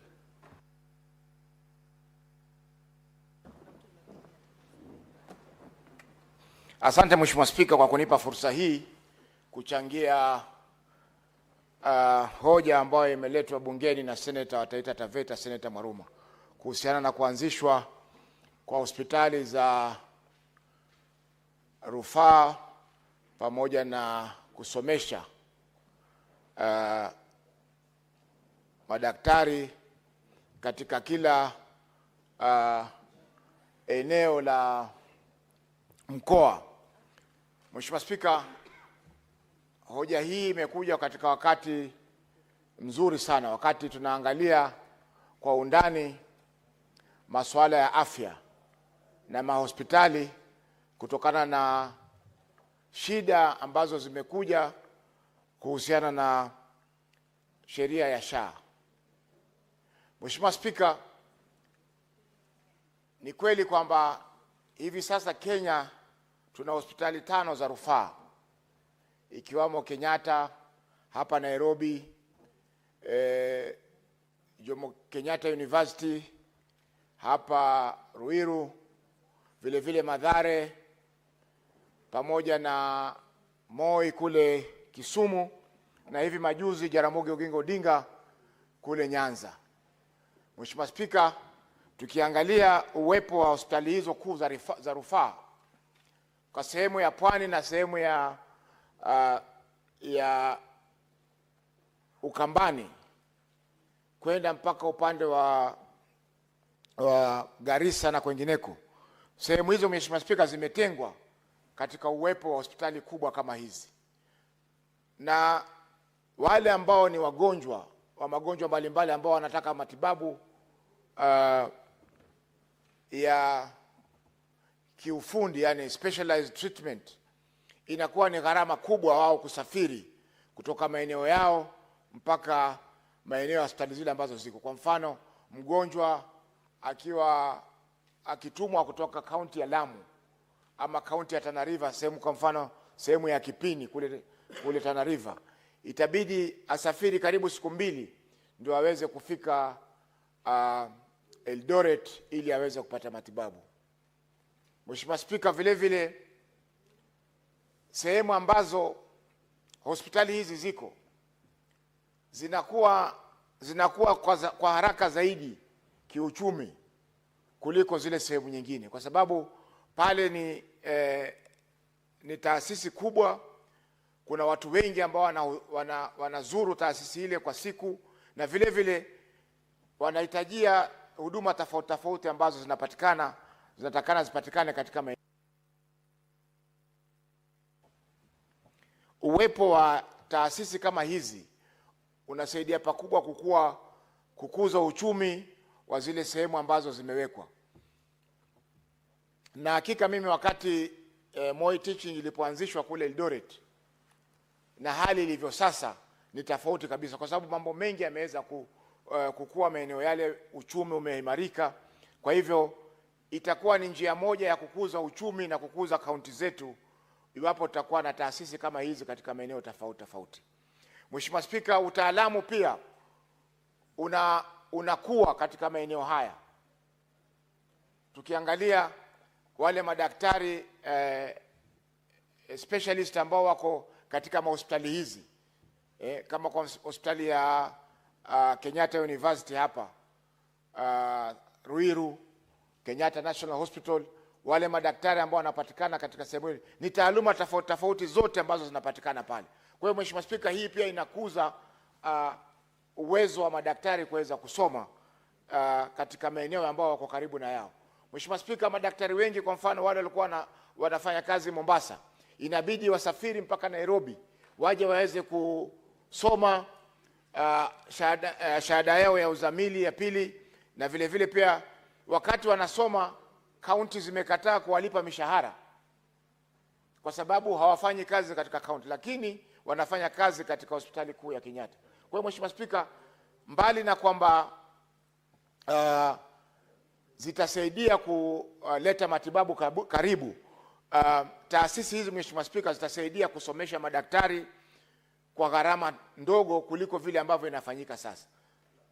Kwa sababu daktari akiondoka Mombasa kuja Nairobi hawezi kwenda kufanya kazi Mombasa. Itabidi amalize kazi afanye kazi hapa Nairobi, na anapofanya kazi Nairobi, Mheshimiwa Spika, anachukuliwa kama ambaye yuko katika mafunzo. Halipu chochote. Yeye ndio anatakana kulipa hospitali kuu kwa mfano ya Kenyatta kwa sababu wanampa mafunzo katika taaluma ambayo anafanya. Kwa hiyo Mheshimiwa Spika, uwepo wa taasisi hizi utasaidia pakubwa kuboresha masuala ya afya katika kaunti zile ambazo hospitali zitajengwa, na kwa hivyo basi ninaunga mkono. Na kwa watu wa Mombasa, sisi tuko tayari. Tuna hospitali kuu ya Port Reitz ambapo ina sehemu kubwa ambayo inaweza kutumika kwa masuala ya kujengwa kwa taasisi kama hii ya referral na ya kufunza madaktari taaluma tofauti. Mheshimiwa Spika, hivi majuzi pia tumeweza kubahatika kama kaunti ya Mombasa kupata University ya TUM, yani Technical University of Mombasa, kufundisha taaluma ya udaktari katika kaunti ya Mombasa. Kwa hiyo Mheshimiwa Spika, kwa sasa tuna sehemu ambayo tuna university katika kaunti ya Mombasa ambayo inafundisha taaluma ya udaktari, na hivyo basi tutapata nafasi iwapo tutaweza kujengewa hospitali kama hii. Mheshimiwa Spika, itasaidia pakubwa taasisi ile mpya ambayo imeanzishwa ili iweze kukua na kuwe na madaktari wengi zaidi wanapatikana kutokana katika kaunti ya Mombasa. Asante Mheshimiwa Spika kwa kunipa fursa hii, naunga mkono.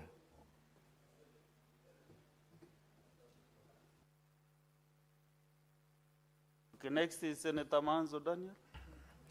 Thank you, Mr. Speaker, for giving me an opportunity to contribute on this very important motion. Mr. Speaker, health is very important, and if you travel around the country, you are able to find, like when the Committee of Health traveled around the country, you are able to find the standards in many hospitals in the country which are run by governments, either the national government or the county government. Mr. Speaker, the referral hospital and the teaching hospital, Mr. Speaker, connotes that there's a likelihood of a medical school where that hospital is situated.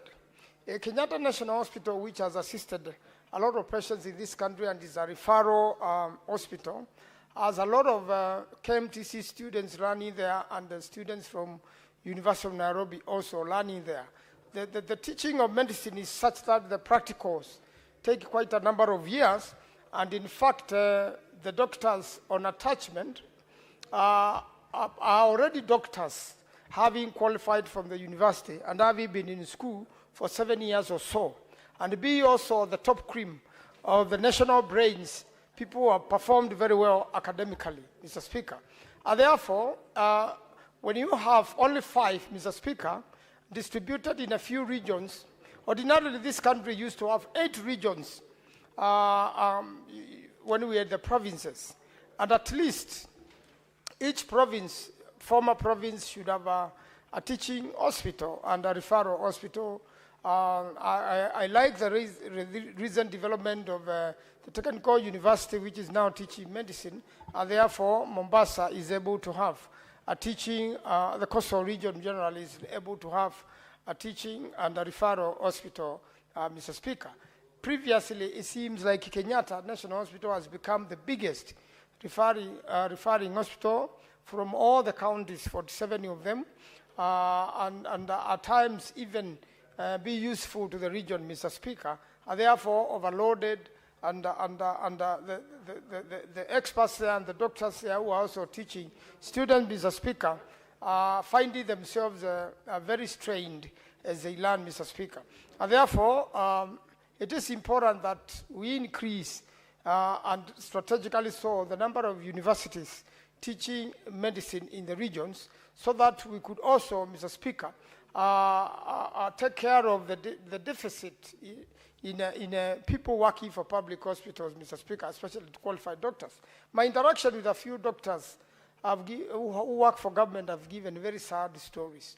After somebody's been in university for 7 years, having been the best student in the country, or top cream of students in the country, when they begin their career, Mr. Speaker, in these government hospitals and the referral hospitals, even as they specialized in different areas, Mr. Speaker, it means that not only are we dealing with the undergraduates, but also postgraduate students in medicine, specializing in certain specifications, also need, these hospitals, and if distributed even in the region, Mr. Speaker, it will make it easier so that we could have these teaching and referral hospitals beginning first in the earlier regions, the provinces, 8 of them, and then we narrow down, Mr. Speaker, so that we can be able to access as many as possible. And also the government looking at improving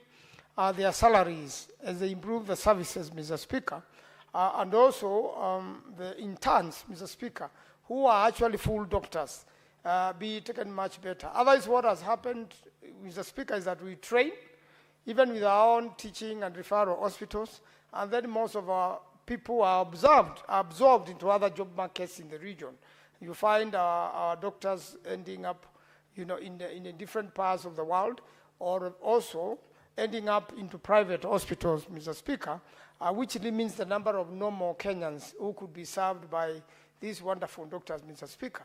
And that's why we need to reduce the strikes we've been seeing of the medical profession, from the ones who've been running around yesterday and today around Parliament to the ones, in the county levels. Mr. Speaker, the moment doctors go on strike, for poor pay or for contracts not met or by being mishandled by the counties, then it means a number of Kenyans do not follow under Article 43 that their medical treatment is denied, and that their medical treatment is delayed, and the chances of deaths become higher, Mr. Speaker, and the nation ends up not serving the Constitution, Mr. Speaker. So I do support this great motion and hope that it is going to be implemented and that the planners of university education in this country could work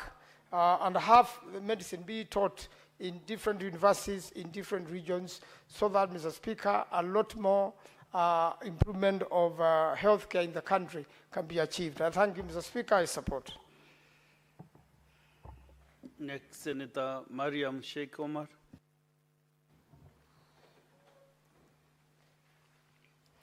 Thank you, Mr. Speaker, for giving me this opportunity, Mr. Speaker, to add my contribution on the motion of establishment of the National Teaching and Referral Hospital in Kenya. Mr. Speaker, this is a very good motion, and it comes a very good time so that our people can be having a solution on what to do on the referral issue. Mr. Speaker, outside the Nairobi, there is only three referral hospitals, Mr. Speaker, and none is in northern Kenya. Mr. Speaker, from northern Kenya, Mandera-wise, you ferry a patient from there to here, and in the long run, the patients, because of the distance and because of the nature of our infrastructure road, the patients lost their life, Mr. Speaker. Many of them, 90%. Mr. Speaker, to avoid this, we need a nearer national teaching referral hospital to tackle all, to have the specialists so that to avoid overcrowding on this side of the national referral hospital in Nairobi. Mr. Speaker, and also in the other parts of the country, most of the chronic disease that is specifically cancer, it is 90% in rural area, ASAL area specifically. Mr. Speaker, most of their diagnosed, they take treatment from KNH, Mr. Speaker. So to avoid this, we need the service to be nearer to the patients, that's our people, so that at least they can get early treatment so that to avoid at a later date of losing life. Mr. Speaker, in most of the referral hospital we have visited in the county referral hospital, Mr. Speaker, there is no enough beds, sufficient beds. There is no equipment, Mr. Speaker, so that at least the county level we can get these treatments on the county level. Mr. Speaker, the health is devolved, and for the health to be positively having a result on our people, we need this referral hospital to be in northern Kenya, specifically which is between Mandera and Wajir. Mandera and Garissa, there is Wajir. So we need one so that Mandera County, we don't have to ferry to Nairobi. And also in Mandera, we are serving two countries, that is Ethiopia and Somali, which most of our patients are coming from Somalia and Ethiopia. So we need this referral hospital to be in Mandera County, Mr. Speaker.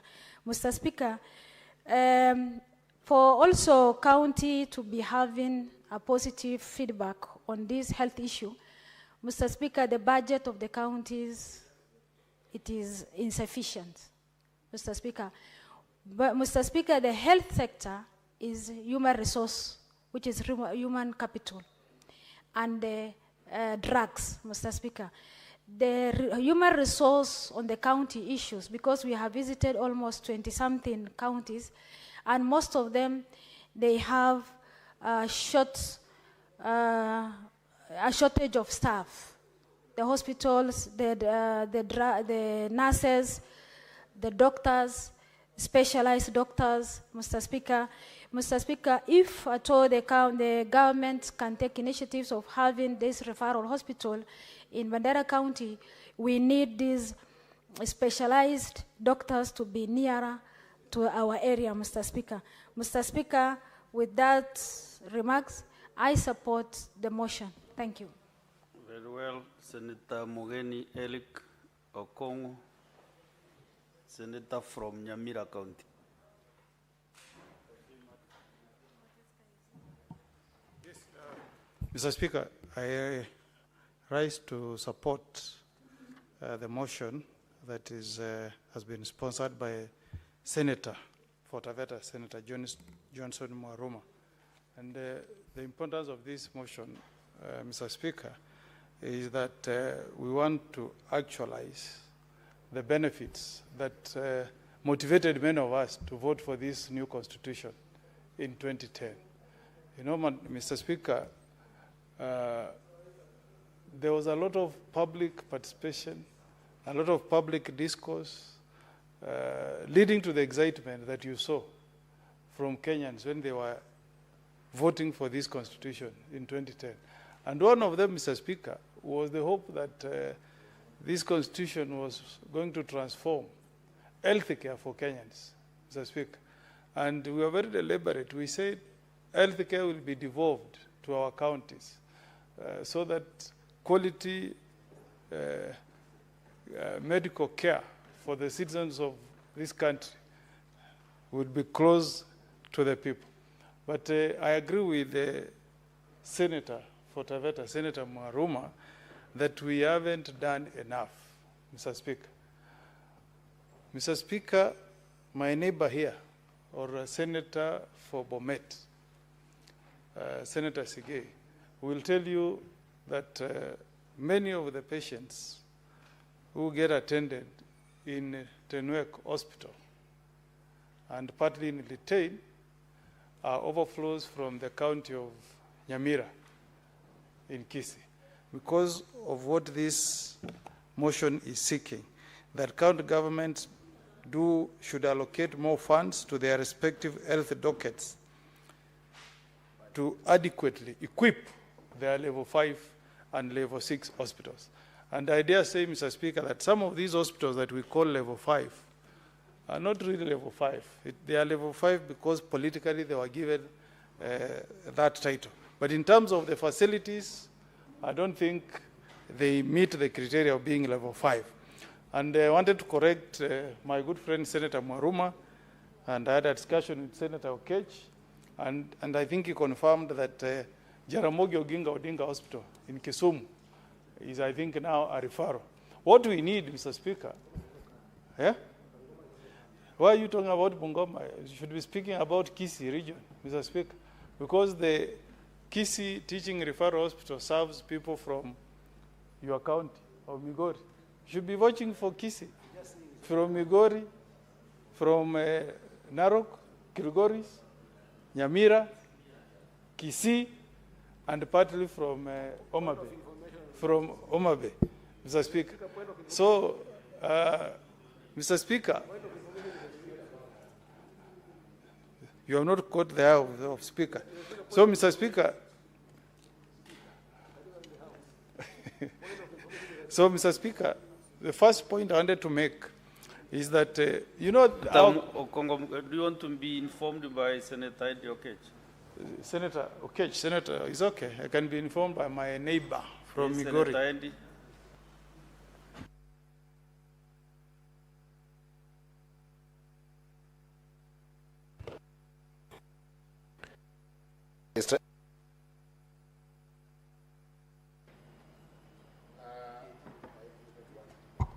Yes, Mr. Speaker, I just wanted to tell my good neighbor, and also actually my mentor, nowadays he's qualifying as my mentor.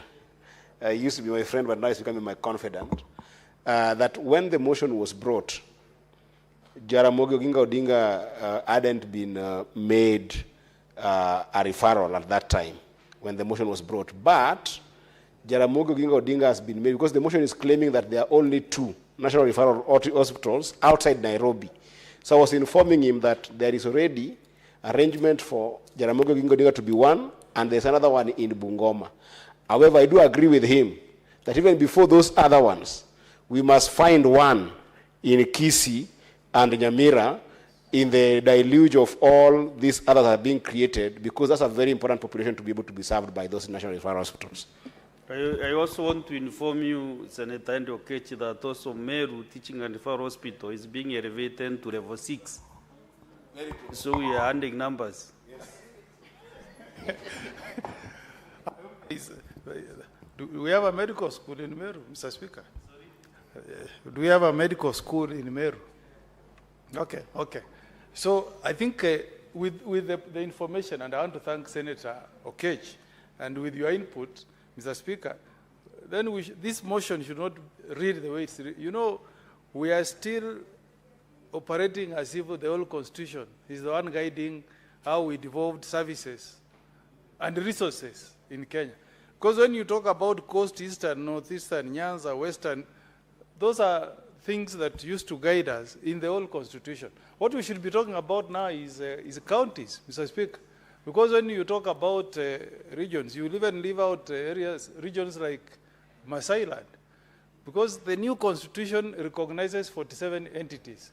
So we should be talking about counties that should be allowed to have referral hospital. And I was watching for Kisii, because, Mr. Speaker, Kisii as a teaching referral hospital, Mr. Speaker, serving a big catchment. Nyamira goes to Kisii. People of Kisii are served there. Narok, Kilgoris, the residents of Kilgoris go to Kisii. Migori County, they go to Kisii. Omabe County, they go to Kisii. So, Mr. Speaker, this motion should be worded in such a manner that specific counties surrounded by some catchment regions should be the one getting teaching and referral hospital. Now look at Meru, Mr. Speaker. The nearest referral hospital is Kiambu. So that county of Meru, serving a catchment of Tharaka, maybe Garissa, part of, should get a teaching referral hospital, Mr. Speaker. So I support this motion, but we should amend it to align it with our constitution so that we lay more emphasis on counties and not the former provinces. We don't know about provinces. Now we know counties. And Mr. Speaker, the concern being raised by Senator Mwaruma is something that we should take serious as this House. You know, ICU, like Kisii, Teaching and Referral Hospital, has only 6 ICU beds, 6 only. But an ideal referral hospital should have a capacity of about 12, to speak, so that if you are doing a heart surgery somewhere, you have another doctor somewhere doing a liver transplant, somebody in some theater is also getting a kidney replacement. An accident has happened in Kilgoris, there's a surgery going on in another, surgical room.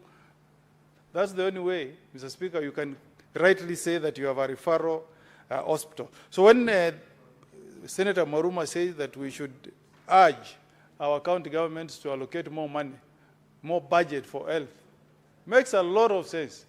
But do you know, Mr. Speaker, we are very gracious to this House that when we were sharing revenue, you gave 12 counties 370 million to assist in development in those counties. But unfortunately, Mr. Speaker, that money is being used by governors to buy tea in their offices, for traveling. Imagine, for traveling, Mr. Speaker, to pay people per diem to attend conferences, Mr. Speaker. It is so sad. That was not the intention. The money was meant to be ring-fenced for development, Mr. Speaker. And I want to also urge our governors to pay critical attention, Mr. Speaker, to the human resource component of our health care. I don't know about other counties, including yours of Meru, but Mr. Speaker, in my county of Nyamira, God forbid, if you get a heart attack in Nyamira, you don't have a cardiac specialist. There is none. If you get kidney failure, you must seek assistance outside Nyamira. We don't have kidney specialists, we don't have liver specialists, and none in my neighboring counties. Also, when you talk about ICUs, you need enough critical care nurses, Mr. Speaker, to assist the doctors. Because the standard, I think the professional requirement is that critical care nurses work for a maximum of 8 hours. Maximum of 8 hours. And somebody has corrected me that the theaters in Kisii are actually 4, not 6 the way I'd said. So, Senator Mwaruma, I fully support this motion that is before the House. But the question I'm asking myself, how will this House make governors to appreciate the importance, the urgency of putting enough resources in the health care, Mr. Speaker? Because we need MRIs in our county hospitals, we need CT scans, and not the small ones. You know, a good CT scan should be 128 MP, a good scan. What we have in our counties, like in Nyamira, is a 3-slide. That's a very small one. It can't help. What are we going to do as the Senate of the Republic of Kenya to make governors appreciate that they need to put more budget in health, Mr. Speaker, so that we equip our hospitals? What are we going to do? That's the question I keep asking myself, Mr. Speaker. What am I going to do so that my people, the people of Nyamira, can stop going to be attended in my neighboring county of Bomet, in Tenwek, Mr. Speaker? Because if you say we have devolved the resources, we have devolved functions, why should we go to seek services, Mr. Speaker, in our neighboring counties? There is a lot that the health committee, Mr. Speaker, must do. Maybe we audit our hospitals and shame the governors of those counties who have not done enough, Mr. Speaker, to equip our hospital to the level that it can take care of patients who are in need of critical medical attention. As I gear towards concluding, Mr. Speaker.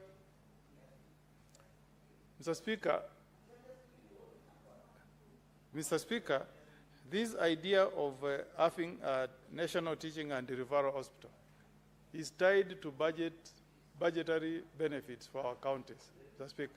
If you leave a referral hospital in Nairobi, another one in Kiambu, another one in Kisumu, it means, Mr. Speaker, that there are some regions that are greatly disadvantaged, Mr. Speaker, because we are restricted to spend money that we share, the shareable revenue, while those that have referral hospitals are getting budgetary allocation from the national government, Mr. Speaker.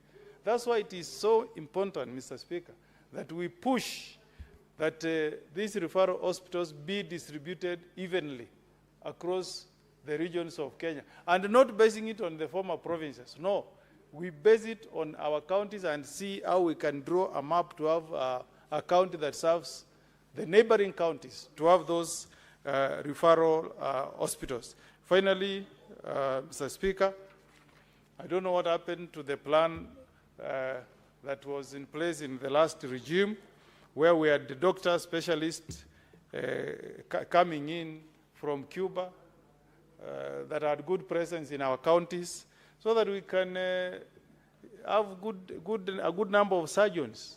And then governors are also not doing enough to train doctors so that they become specialists. We need enough surgeons. We need enough cardiac specialist doctors. We need enough kidney specialists. We need enough liver specialists, Mr. Speaker. That's the only way we can tell Kenyans that the requirement of Article 43(1)(a) of the Constitution has fully been met. With those remarks, Mr. Speaker, I support.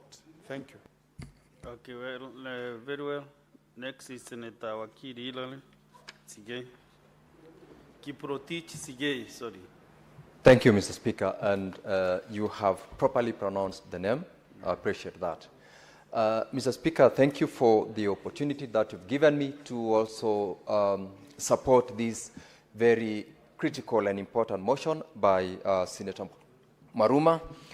And Mr. Speaker, the motion speaks to a very critical aspect of the general interest of not only the counties that we represent, but the country at large. And for starters, the fact that Chapter 4 of our Constitution has granted under Article 26 the right to every human person to live, adding up with the specific provisions now of Article 43 that entitles me and you and the rest of Kenyans, Mr. Speaker, the highest standard of health, including what this motion is seeking to establish, is a very important aspect that we must deal with. And therefore, I want to appreciate and congratulate Senator Maruma for... Senator Sige, you know there are two voices. I'm hearing you and another... Mr. Speaker, kindly call upon the Senate Majority Leader and the team that are consulting to consult in law terms. Can they consult at the back space here, because and unfortunately, what they are discussing and that matter cannot be discussed on the floor of this House. Fortunately, Mr. Speaker, I am aware that the consultation room is available, only that I couldn't eavesdrop to know the exact conversation that was going on. But thank you. I was indicating, Mr. Speaker, that the motion by Senator Maruma is very important. It is something that this House should take it to the next level and for purposes of implementation where necessary. Although I want to borrow part of what Senator from Nyamira, my senior counsel, Omogeni, has said, that instead of making reference to the former provinces, where we are saying we have got Eastern, Northeastern, Western Nyanza, we should even begin to think of how we can establish sufficient referral hospitals which would fall within even the counties that we have. I am aware that we have got referral hospitals in our respective counties, which, as a matter of fact, Mr. Speaker, should be the beginning point of us saying, as a House, we need to make sure that these referral hospitals are properly managed. so that the resources that we allocate as a house are used for the purpose that is meant to be used for. We would not be lamenting and asking, for example, Mr. Speaker, that we need to create and develop other referral hospitals if those county referral hospitals are properly managed, resources are appropriately utilized, and even the human resource, which of course over time we have all been talking about mismanagement.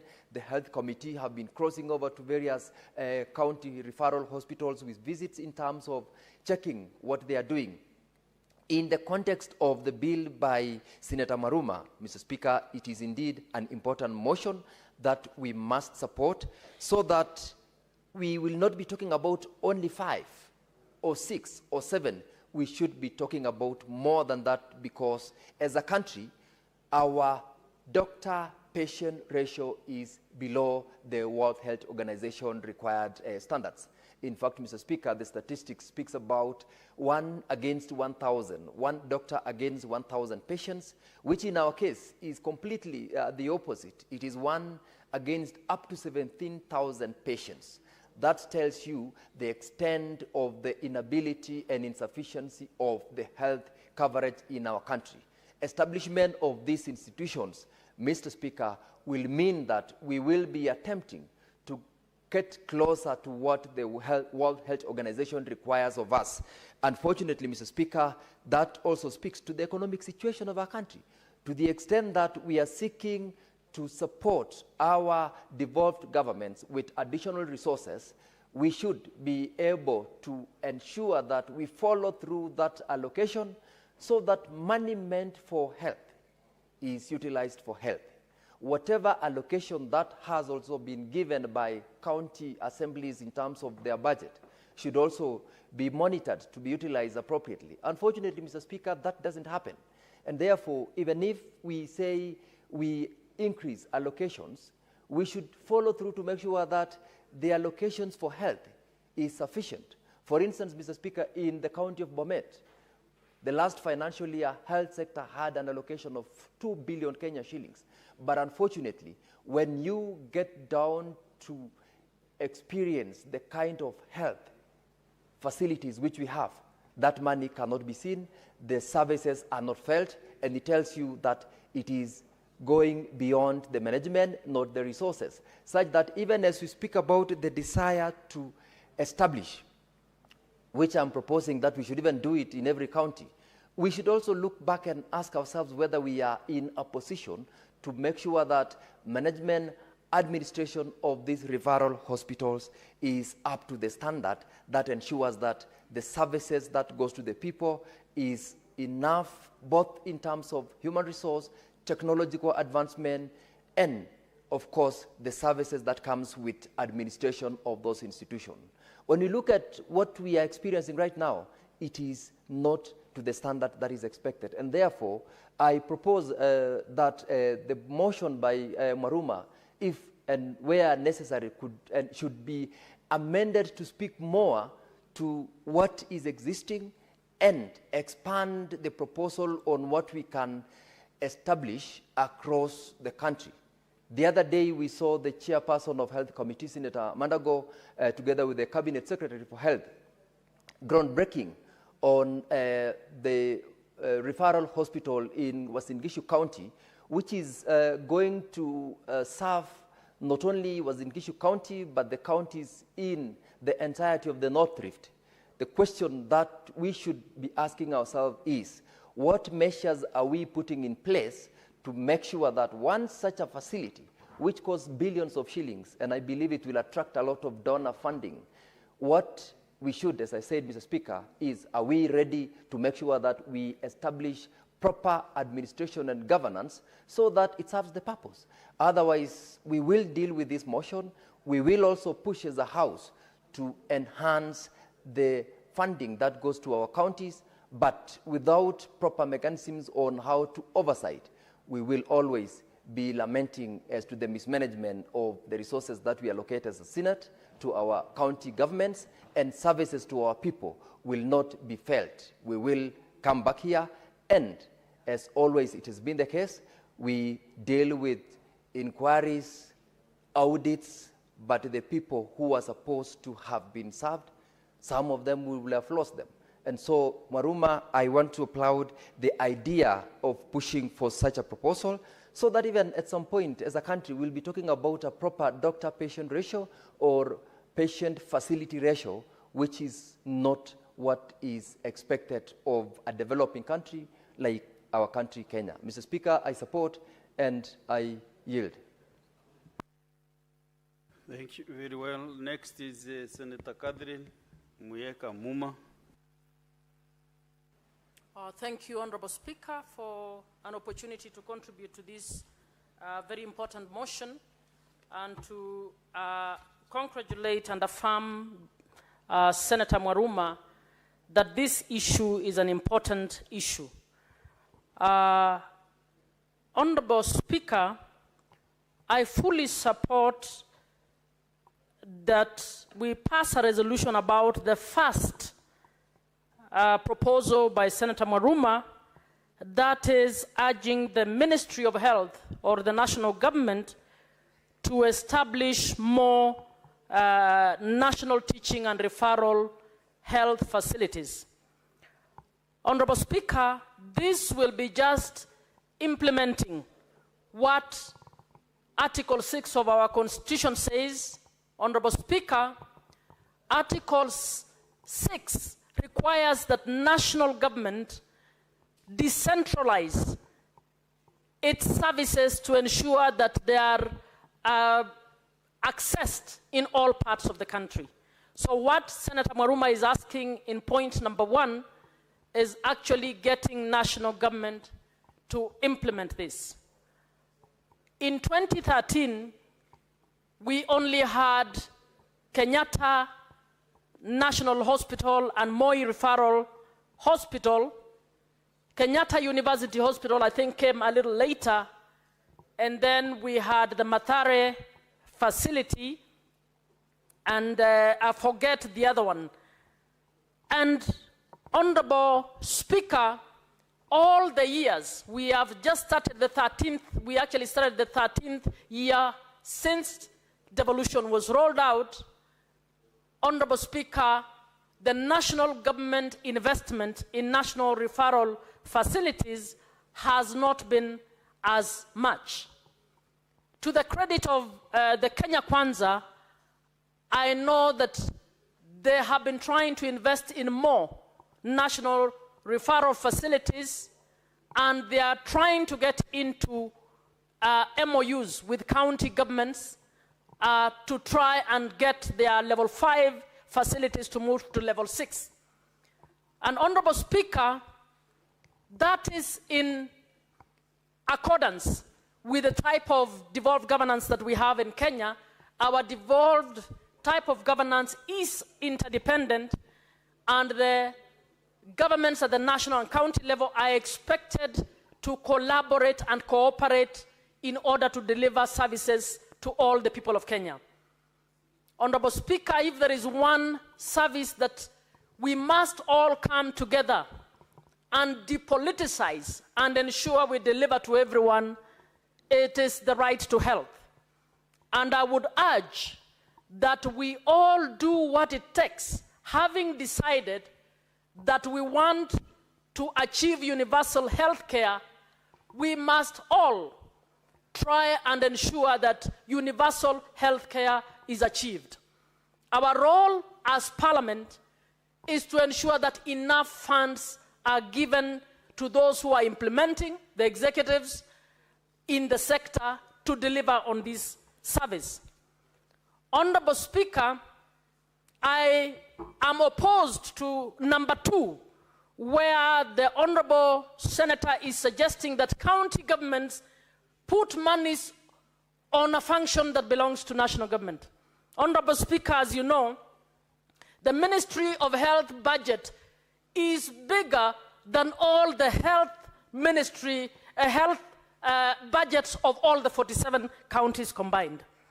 I think it will be remiss of us to be asking that the equitable share that has been given to the county governments, meager as it is, be hived to go and support the function of national government.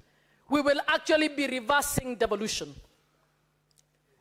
12 years after rolling out devolution, this house should be the expert house in guiding on devolved governance. So I would not support the second proposal where we don't even have enough monies to set up our own systems in the counties and for county governments to be asked to put that money in the referral system. Honorable Speaker, what we should be doing is urging national government to take more monies to the county governments and specifically to the health sector to ensure that we have enough national teaching and referral hospitals. Honorable Speaker, I don't agree that we need 47 national referral facilities.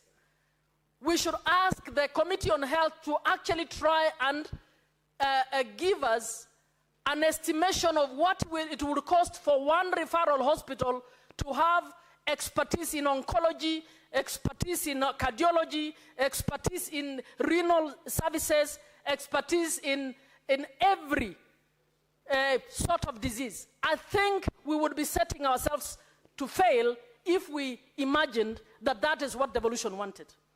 Honorable Speaker, a lot of people live here to go to India because the services are good.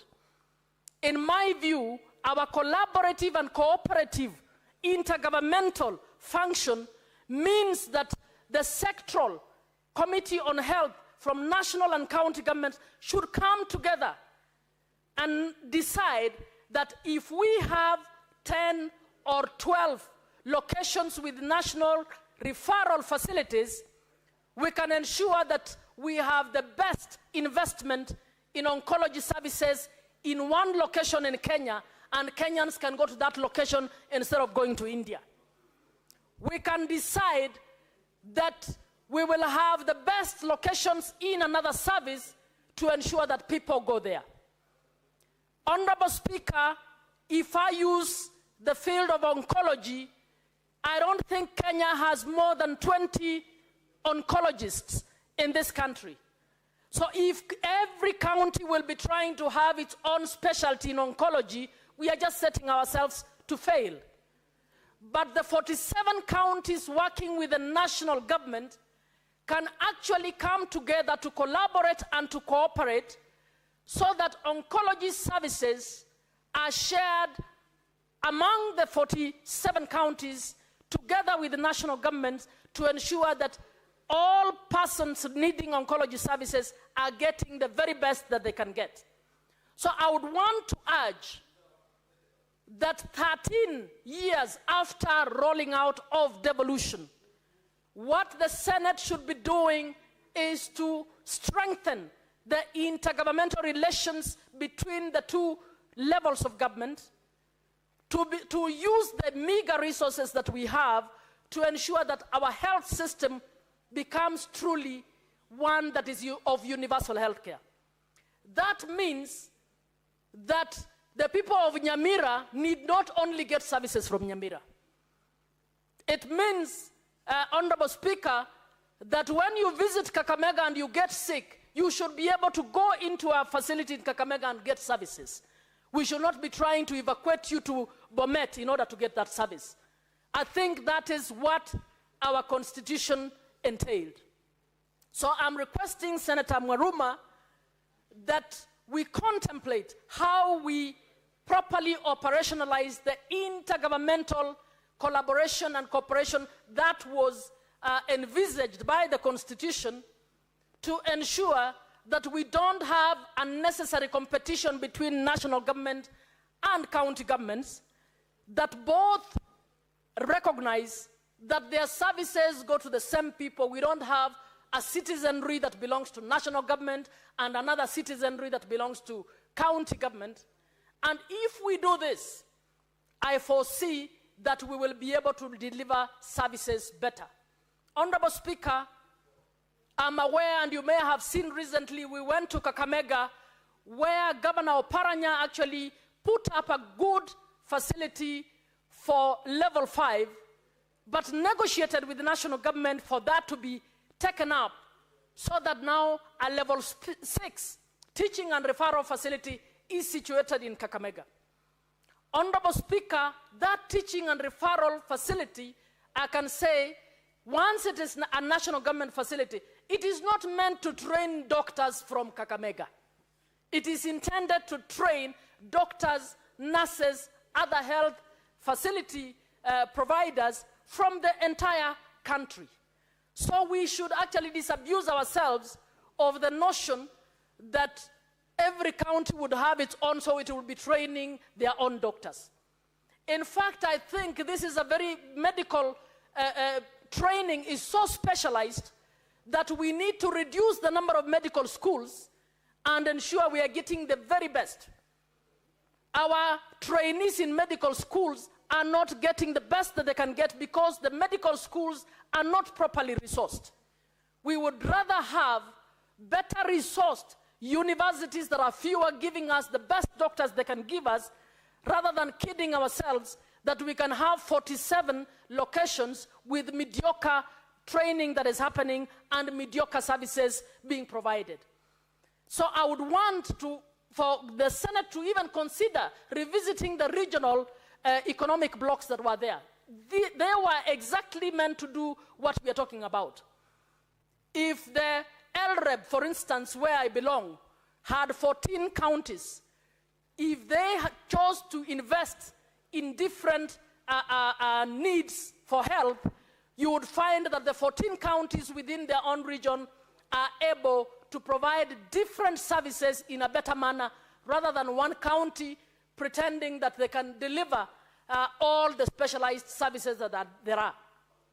So, Honorable Maruma, I would want to urge that you consider a proper evaluation of what we need to do in order to equitably share the specialized services that we have in Kenya, to equitably invest in the specialized services that we need to have in Kenya for the different non-communicable diseases, and to equitably share the resources that we have nationally to invest in these ventures of national referral hospitals and teaching hospitals.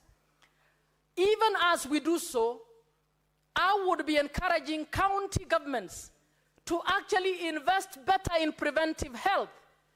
If county governments invest better in preventive health, we will actually lessen the number of people who need referral or specialized services. Honorable Speaker, if you research, you will find that a lot of the non-communicable diseases are lifestyle diseases. So if we invested better in better knowledge around public health that is preventive, we will actually reduce the amounts of people who must seek referral services.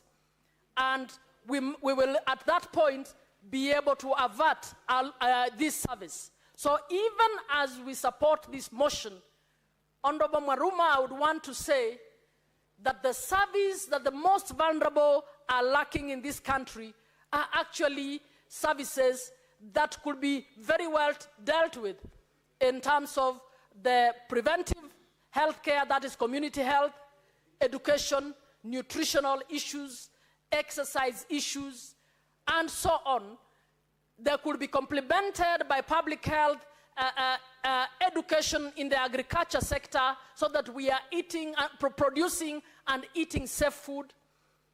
And if we have services that are properly operational at level 2 and level 3, I can assure you a lot of the cases that have to go to the national referral facilities would actually be averted. So even as we are speaking, let us not elevate the national referral situation against all the other public health situations. As the house that should actually be guiding on devolution, we should encourage on having healthy communities, and that is about grassroots engagement with people rather than the very, very specialized roles. So even as I finalize, let us actually find out what would it cost to have a properly running oncology specialized hospital? What would it run to have the best facilities for cardiology and the experts? What would it mean to actually run the best renal services? Is it possible for us to be able to say that we can have 47 of those? Or can we specialize in different regions so that all Kenyans are able to go to those locations, get those services as we perfect those services? Can we also do an audit of how many specialists we have, so that that audit is able to guide us to say, Kenya has so many oncologists, cardiologists, and we need to invest more in these particular specialists in order to deliver these services better? I yield, Mr. Speaker. Thank you, Senator Catherine Muma. Now, honorable members, this motion is supposed to end by 5:24 p.m. That is, the 3-hour period will end at 5:24. The mover of the motion is entitled to reply. I have got 2 requests on my dashboard, Senator Tabitha and Senator Onyonka. I propose that you share the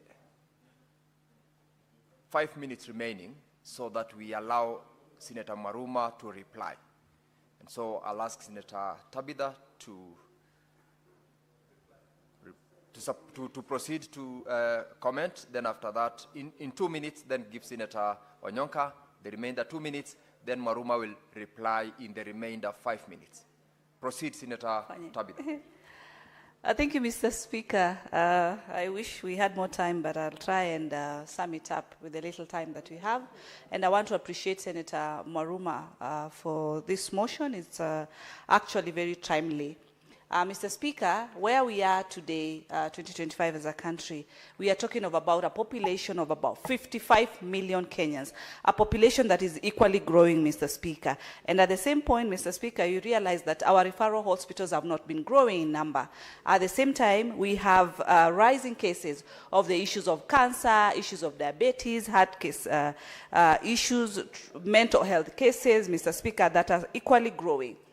And so it is important that this conversation of more referral hospitals at the county levels is very key, Mr. Speaker.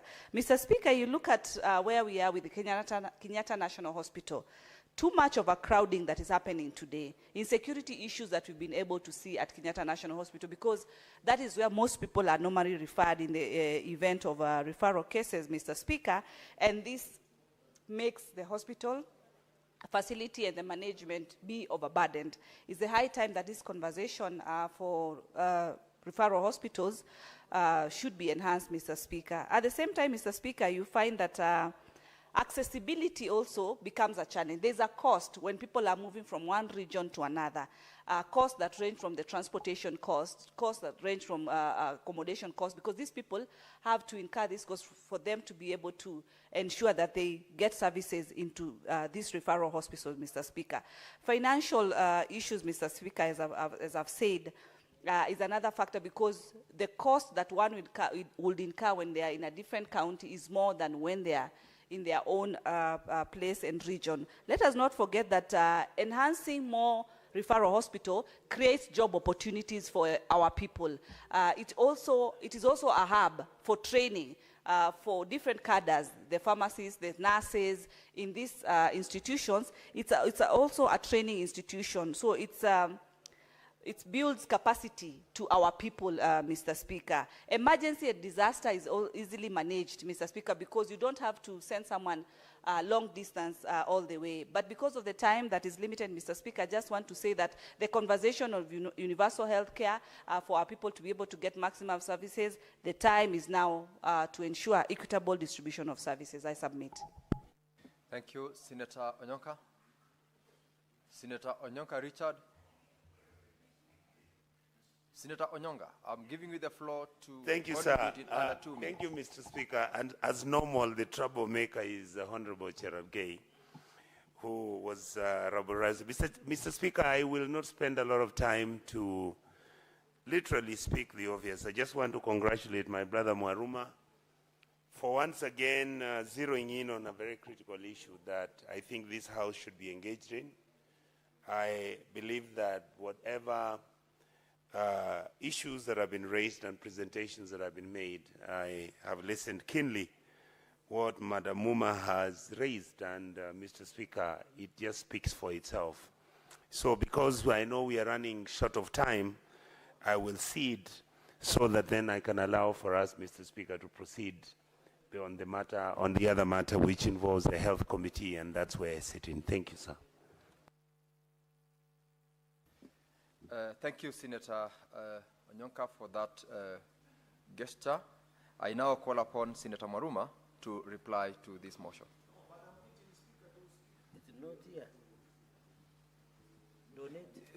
Senator Maruma, Senate Majority Leader, this motion, the 3-hour period lapses at 5:24. If the Honorable Maruma is willing, he could donate 3 minutes to you, then he replies in the remainder of the time. Majority Leader, take the floor. I have also seen Senator Consolata has just made a request. Unfortunately, Senator, time is not on our side. We need to comply with these standing orders. Proceed, Majority Leader. Then after that, Maruma to reply. Mr. Speaker, first I want to register my appreciation to Senator Jones Maruma for allowing me to eat into his time and share very few thoughts that I have, Senator Maruma. I must appreciate you for the broader vision that you have, because healthcare, Mr. Speaker, is what stands between poverty and wealth in many Kenyan families. I've had the unfortunate incident of having a family member critically ill, Mr. Speaker, and know the burden that and the toll that it takes on many Kenyans, particularly on chronic diseases, Mr. Speaker, like diabetes, cancer, and diseases that are high maintenance in terms of medication, Mr. Speaker. And therefore, this call to a conversation by the Senate, particularly on healthcare, is a very important conversation. Thank you, Senator Maruma, for triggering this conversation, and I hope you can carry on with the vision. What you need to do, Senator Maruma, over and above what you have proposed to us, is that I don't know if you're a member of the Health Committee, but I know there are members of the Health Committee who are listening to me. We must ask CS Duale to bring the report that he promised to bring here 3 weeks ago when he came to answer questions on the performance of the Social Health Authority this far, Mr. Speaker. What we must do, Mr. Speaker, is that we must allow ourselves as politicians to do the politics. We can say SHA is not working, all those things. That's fine, because that's our trade.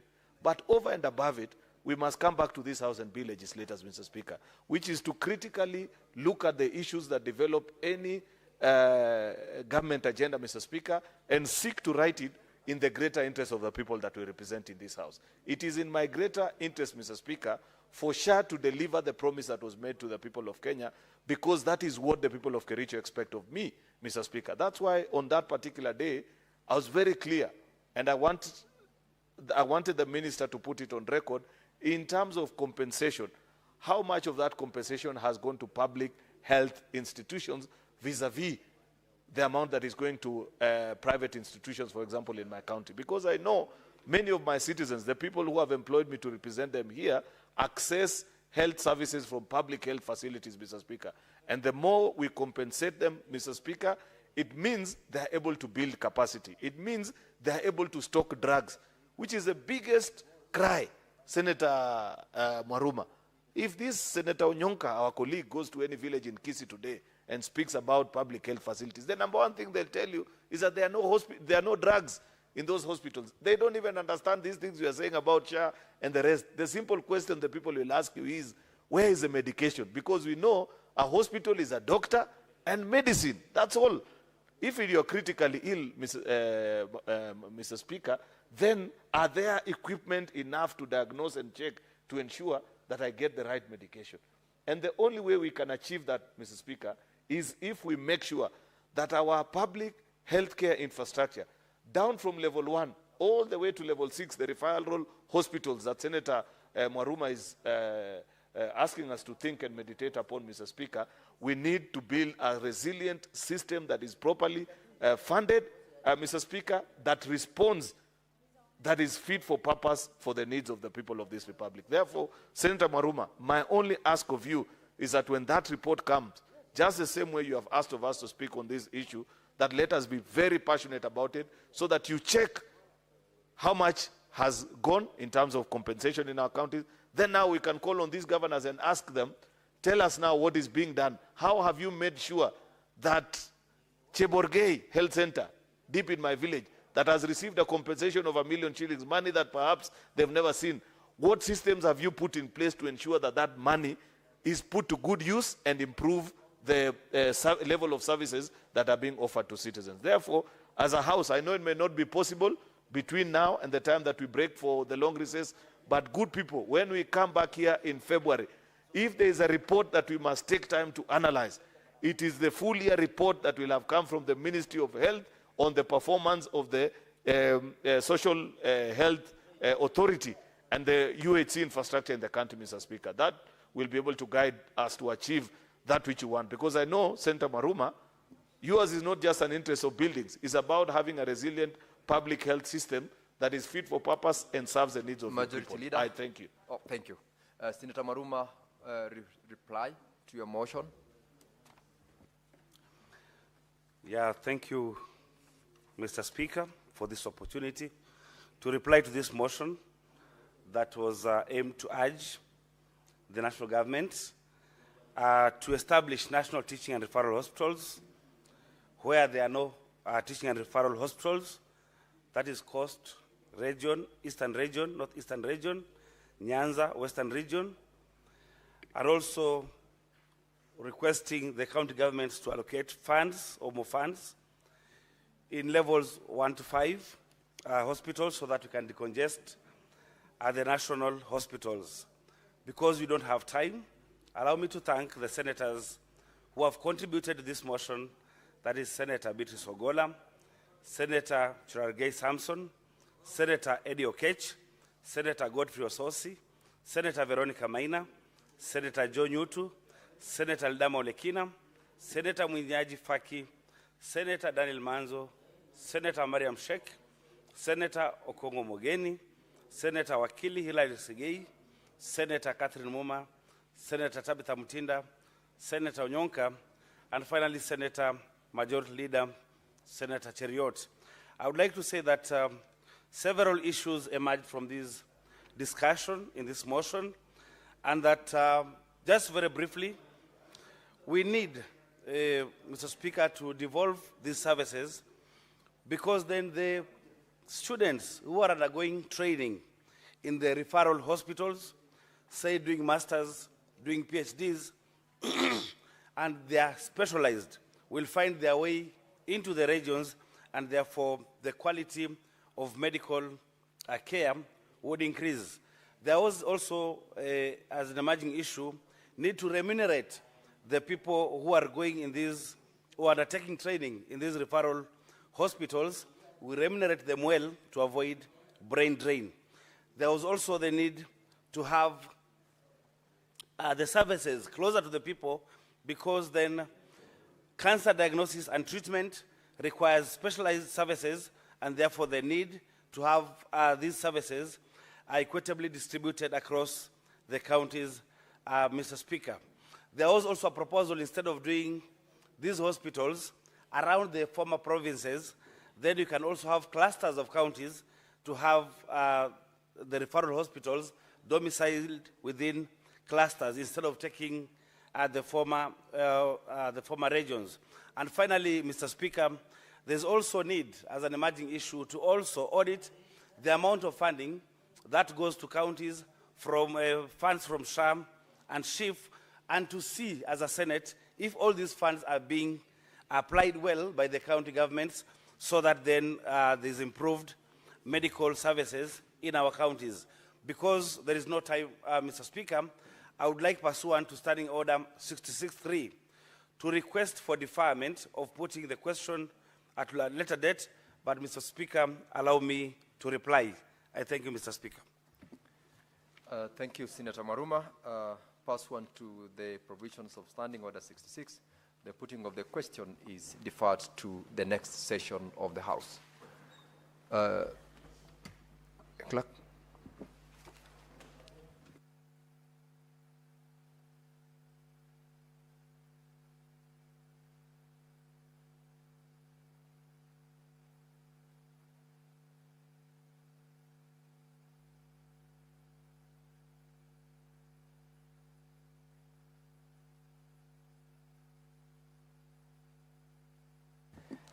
Clerk, you may call the next order.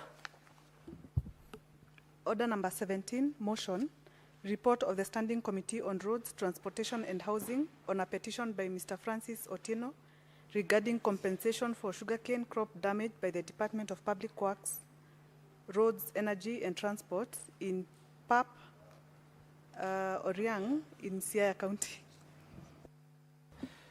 Senator Eddie Okech, the Chairperson, Standing Committee on Roads, Transportation and Housing, you may proceed to move your motion.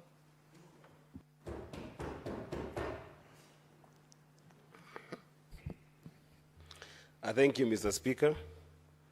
This was a petition that was presented to us by one Mr. Francis Otieno, a man with double names like Miguna, or another friend of mine and a brother called Okech Okech. But that notwithstanding, Mr. Speaker, this petition emanated from Siaya County, and Mr. Otieno was seeking compensation for sugarcane crop that he had indicated were damaged by the Department of Public Work, Roads, Energy and Transport in Paporiang in Siaya County.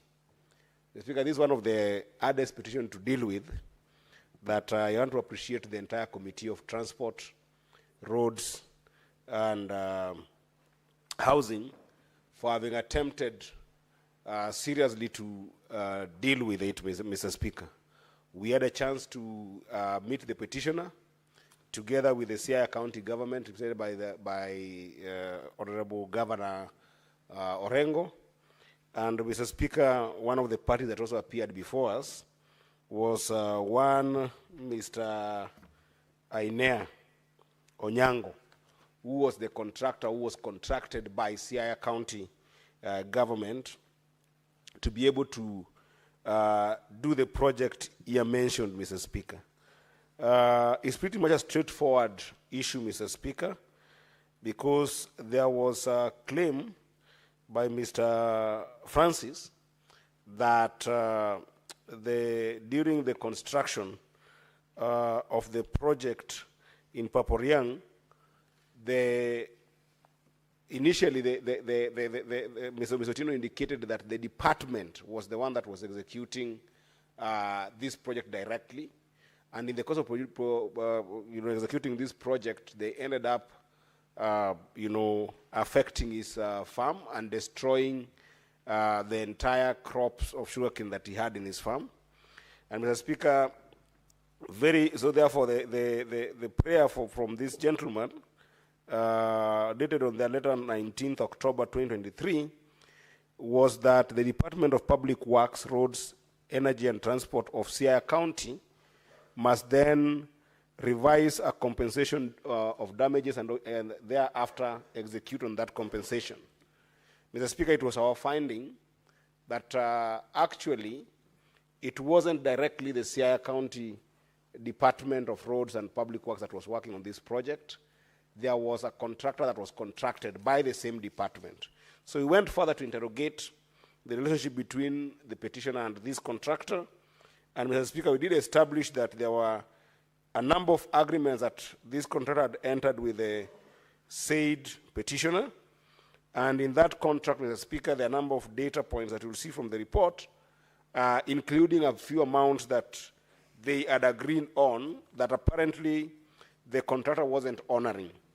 So it was our recommendation, therefore, Mr. Speaker, on this particular prayer, that in accordance to that prayer, we found out that we could not be able to grant that prayer because the petitioner had failed to indicate any contract between himself and the said department, and there were not any documentation or any formal contracts to the effect linking the department directly to this.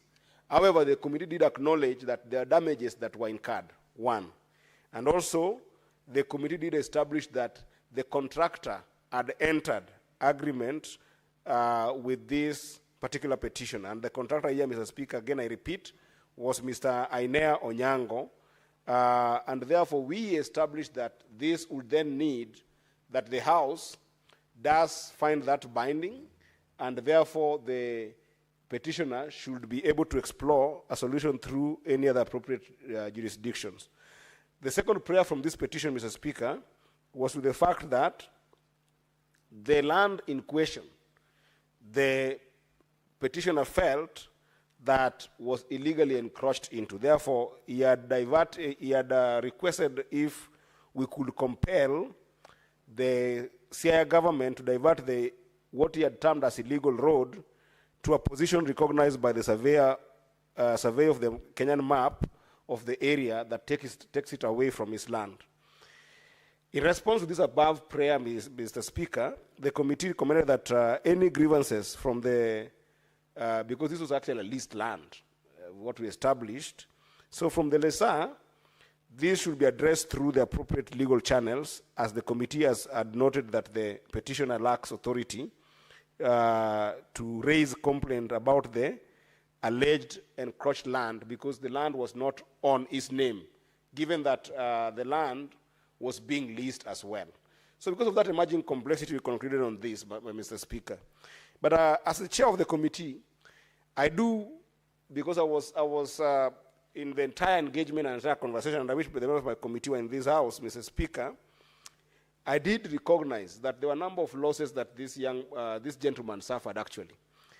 And those losses, despite the fact that the Department of Public Works in Siaya was not directly executing the project, it is established that the Public Works Department of Siaya indeed did contract Mr. Ainea Onyango, who was executing on this project.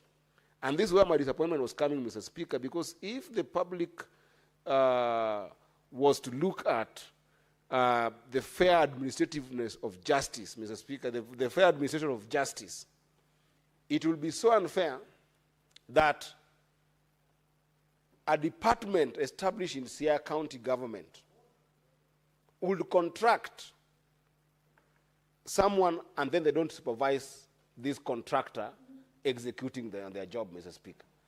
Because the truth is, there were damages incurred by this gentleman, one, on the basis that the gentleman did lease this land. Two, on the basis that he went through pain to be able to plant his sugarcane. And then three, he went through the damages on already existing crops. So it behooves the county government of Siaya, even if it's not executing directly, to supervise its contractors. And Mr. Speaker, if you saw the gentleman who appeared before us, Mr. Francis, Mr. Speaker, he even could not be able to express himself in good English or even in Kiswahili because he's a poor man. He is a simple poor man on the grassroots who is suffering, yet the county government of Siaya was not empathetic with this gentleman, Mr. Speaker. You know, the other day I was in Mombasa and I heard the CEO of the county government of Siaya, Honorable Orengo, who is my friend, by the way, but I was so disappointed because dealing with a number of petitions from this county, the kind of exploitation that poor people like this in Siaya face leaves you imagining whether there is a CEO in Siaya who is actually monitoring the state departments in Siaya, Mr. Speaker. It is very disappointing when our governors and the likes of Honorable James Orengo can constantly point hands on what is happening nationally, yet devolution, which Honorable Ella Molo Odinga did fight for and is the hallmark of the new constitution, is failing because of these governors. It's failing to the extent that not only do we not have money being used correctly, like what the public works should have done by reprimanding this contractor, but also the poorest among us are still suffering this kind of problems, Mr. Speaker. So it's very disappointing, and I hope that even as we discuss this report, Mr. Speaker, we need to look at it in the larger context on how we hold our governors accountable, how we hold our governors responsible so that they can be able to take action in making sure that they are the true CEOs and aware of the contracts that their departments are entering so that they don't exploit people. I feel bad for Mr. Francis that our house cannot be able to do any judicious process that would then be able to hold this contractor liable. But we are house of the people. We must be able to question the character of leaders in the grassroots like Honorable Orengo, who are not empathetic with this kind of people. And Mr. Speaker, sometimes we find that this person has been mocked for such a long time. Before I entered this committee, Mr. Speaker, as the chair, this petition was just lying there since 2023. Because people like Orengo perhaps were influencing probably these were Munyoro characters who have been running around. Because Mr. Speaker, remember that before I became the chair of the committee used to be a Munyoro apologist, who is the senator for, and I don't need to discuss the name, Mr. Speaker, because you know the order of the House is that I should not discuss any name. But the truth is, this petition was being sat from somewhere with these characters. And Mr. Speaker, that kind of influence that people like Orengo are promoting to put down people already poor in the counties must stop.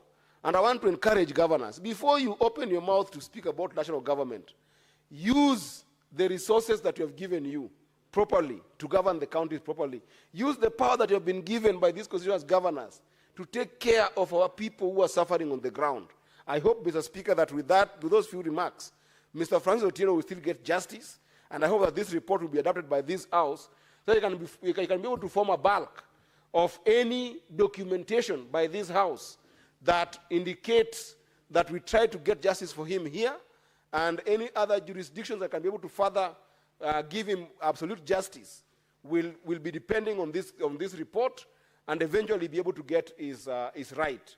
But, Mr. Speaker, I hope that this House will rise to the occasion to hold these governors accountable as much as possible. With that, Mr. Speaker, I move this report, and because of pressure of time, I want to request my brother, Honorable Senator Cherargei, to second this report. I thank you, Mr. Speaker. Thank you, Senator Eddy. Senator Samson Cherargei, proceed to second this motion. Thank you, Mr. Speaker, sir. I want to thank the Chair of Roads Transport in the Senate, Senator Eddy Kisheru Okech, for ably moving this response, the report on that was discussed on Papa by the Francis Otieno. I want to thank, and I'm happy, he's one of the youthful senators, and he's doing impressively. The only part remaining is for him to get married, then we shall be home and dry. Mr. Speaker, the reason I'm saying is that many ladies in this city and across the country have been disturbing me to give them your number, because you are the only eligible bachelor in this Senate. Mr. Speaker, I want also to congratulate, and I don't know why the table of clerks are smiling, to congratulate Francis Otieno for having faith and belief in the committee of the Senate and in the Senate, Mr. Speaker. We are very proud. I want to thank the Senator Okech for navigating, because I have looked at the background of this petition. And as a lawyer, Mr. Speaker, I can confirm, because I know you are senior than me, that this matter was a bit delicate and complicated.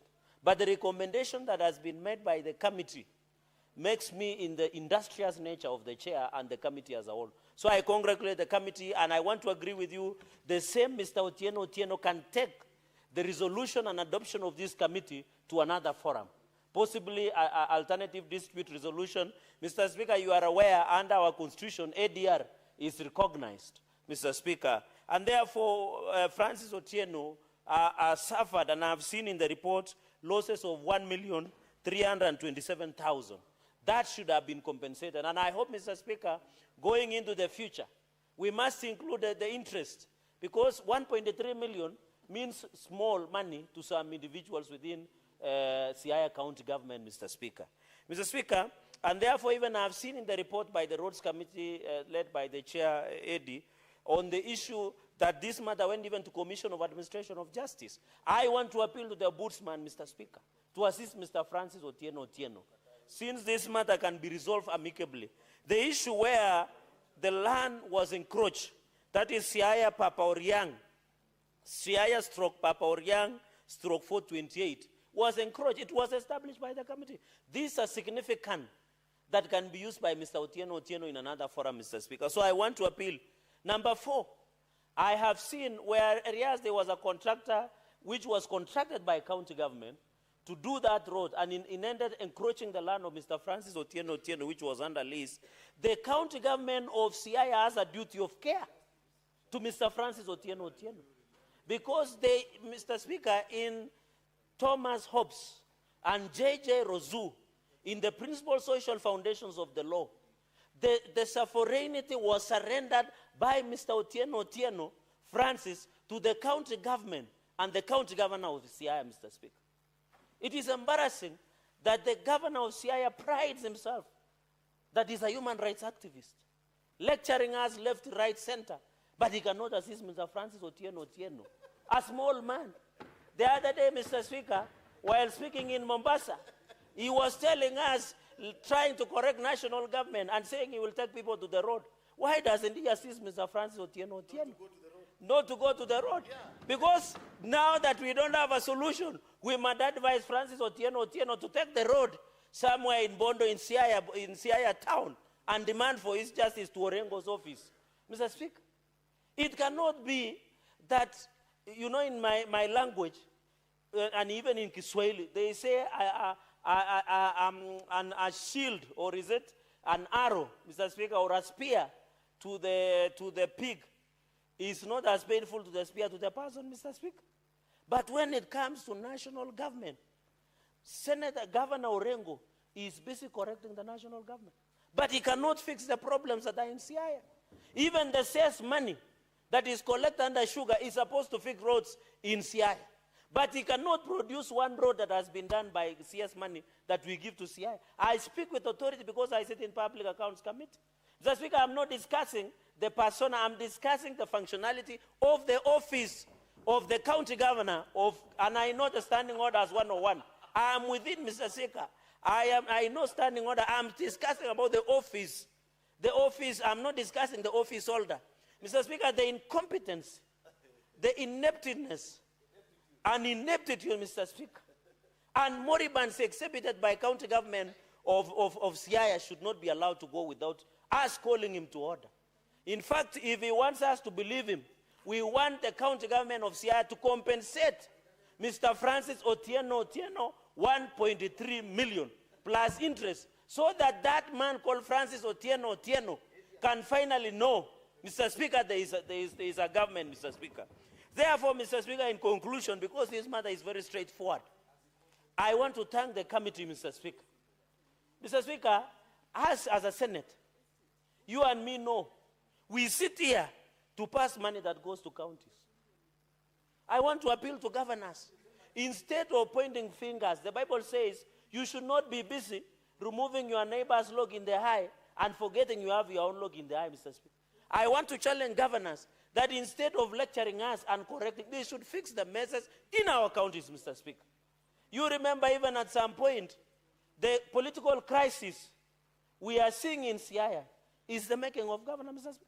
Can you believe the deputy governor of Siaya, which we failed to impeach because it was political gossip, somewhere in game, in Changatens, Mr. Speaker, has not accessed his office?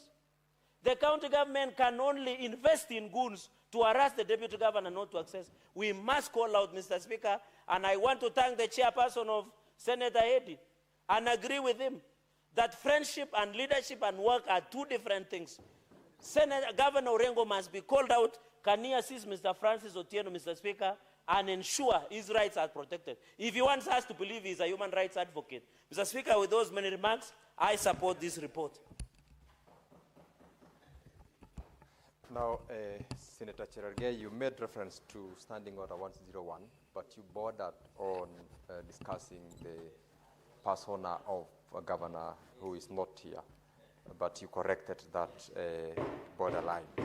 Now, Honorable Senators, I now propose the question that the Senate adopts the report of the Standing Committee on Roads, Transportation and Housing on a petition to the Senate by Mr. Francis Otieno regarding compensation for sugarcane crop damaged by the Department of Public Works, Roads, Energy and Transport in PAP /Oryang in Siaya County, laid on the table of the Senate on Wednesday, 12th of November, 2025.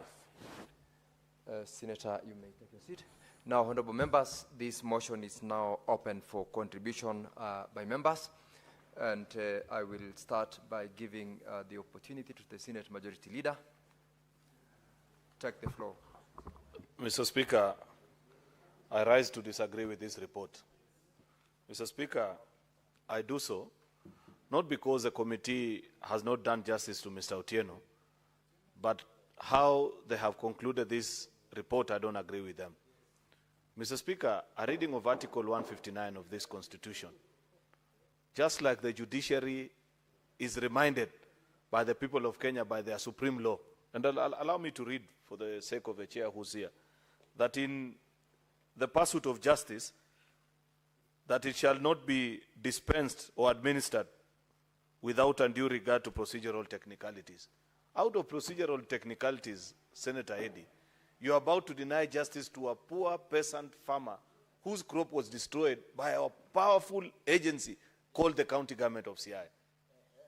Honestly, my good friend Senator Odi and your transport committee, you're not being fair to this gentleman. All you needed to have done is to visit that particular village and establish whether it is true. Because, Senator Eddy, I understand how busy your committee is and how difficult this exercise would have been for your committee, but this was going to be symbolic.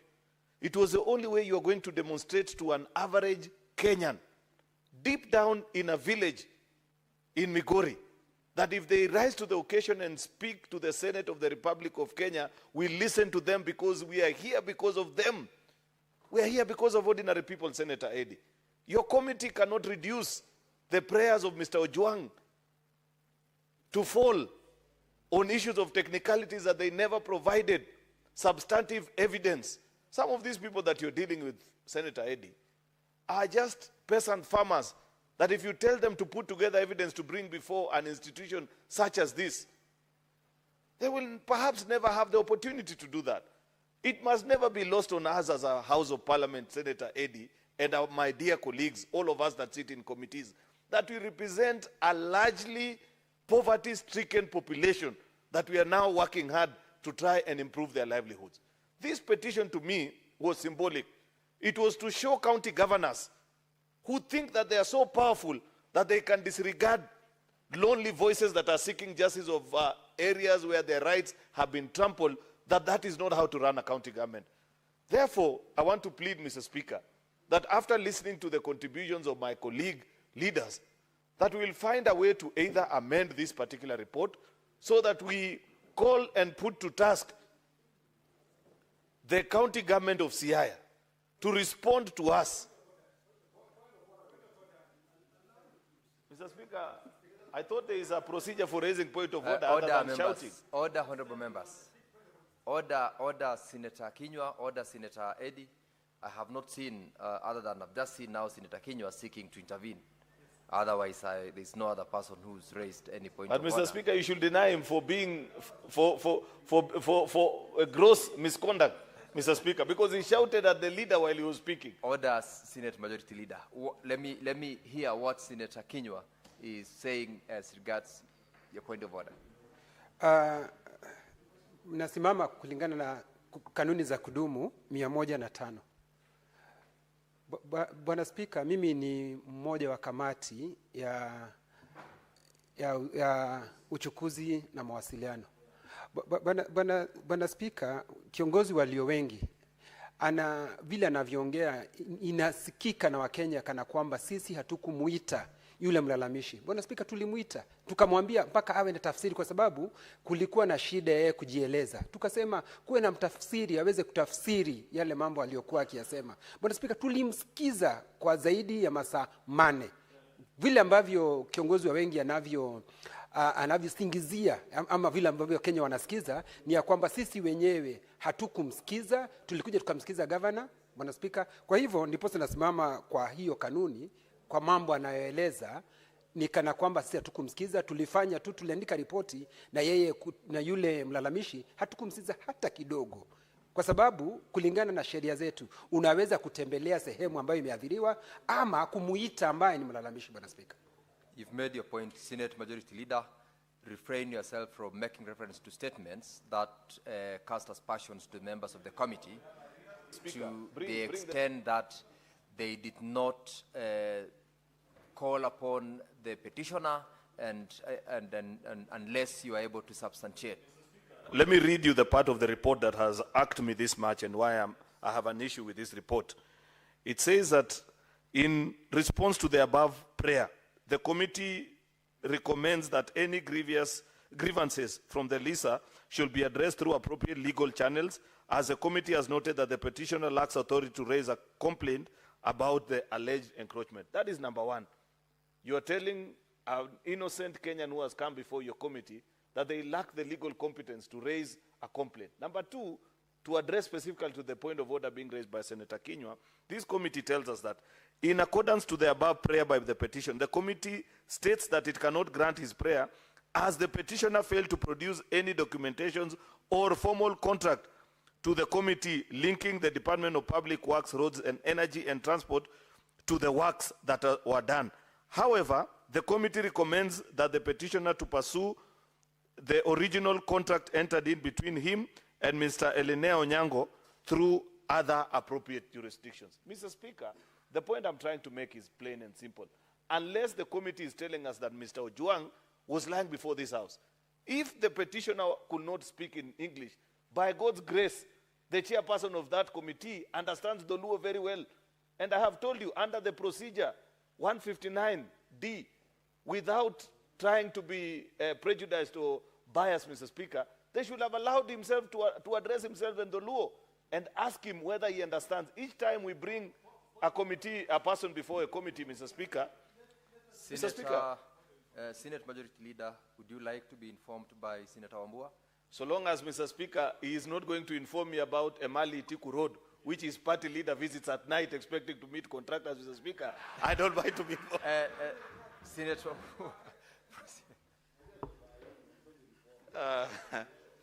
Thank you, Mr. Speaker. Mr. Speaker, I will not talk about the the Emali Road and why the contractor disappeared, not at night, but immediately after the president left.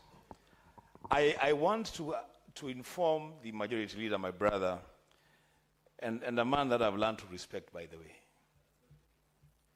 You know, Mr. Speaker, if the majority leader had cared to read the report, we have realized that when the petitioner appeared before us, because I sit in that committee, and he said he had challenges articulating his issues in Kiswahili or English. In fact, we took a lot of time to debate on how to allow an interpreter in a committee sitting without notice, and through the magnanimity of the chair and the members, we allowed his own brother to interpret for him. So he addressed us in the Luo, and his brother translated in English. And the governor of Siaya, who is a former senator, said that's the fairest way of doing this thing. Let this man be allowed to express himself in a language that he understands best. And because the interpreter will do the work, I, being the governor and the former senator, if there is misinterpretation, I can notify the committee. So, the Speaker, that opportunity was given. That information was meant to be for the majority leader, and in response to the point of order that was raised by Senator Kinyua in extension. Senate Majority Leader, I'm sure you are informed. Proceed to conclude. Mr. Speaker, that's very useful information. And I must say then, if that is how the committee settled the matter, Mr. Speaker, you must appreciate Senator Eddy and Senator Wambua that the report was tabled just a few minutes ago, and I've only done a purposeful reading, going to recommendations.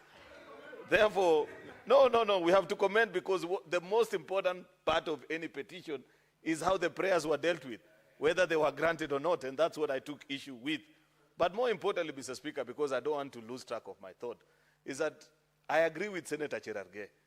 If you see a governor more loud on other topical issues other than the performance of the county government that he leads, Mr. Speaker, there is a problem in that particular county.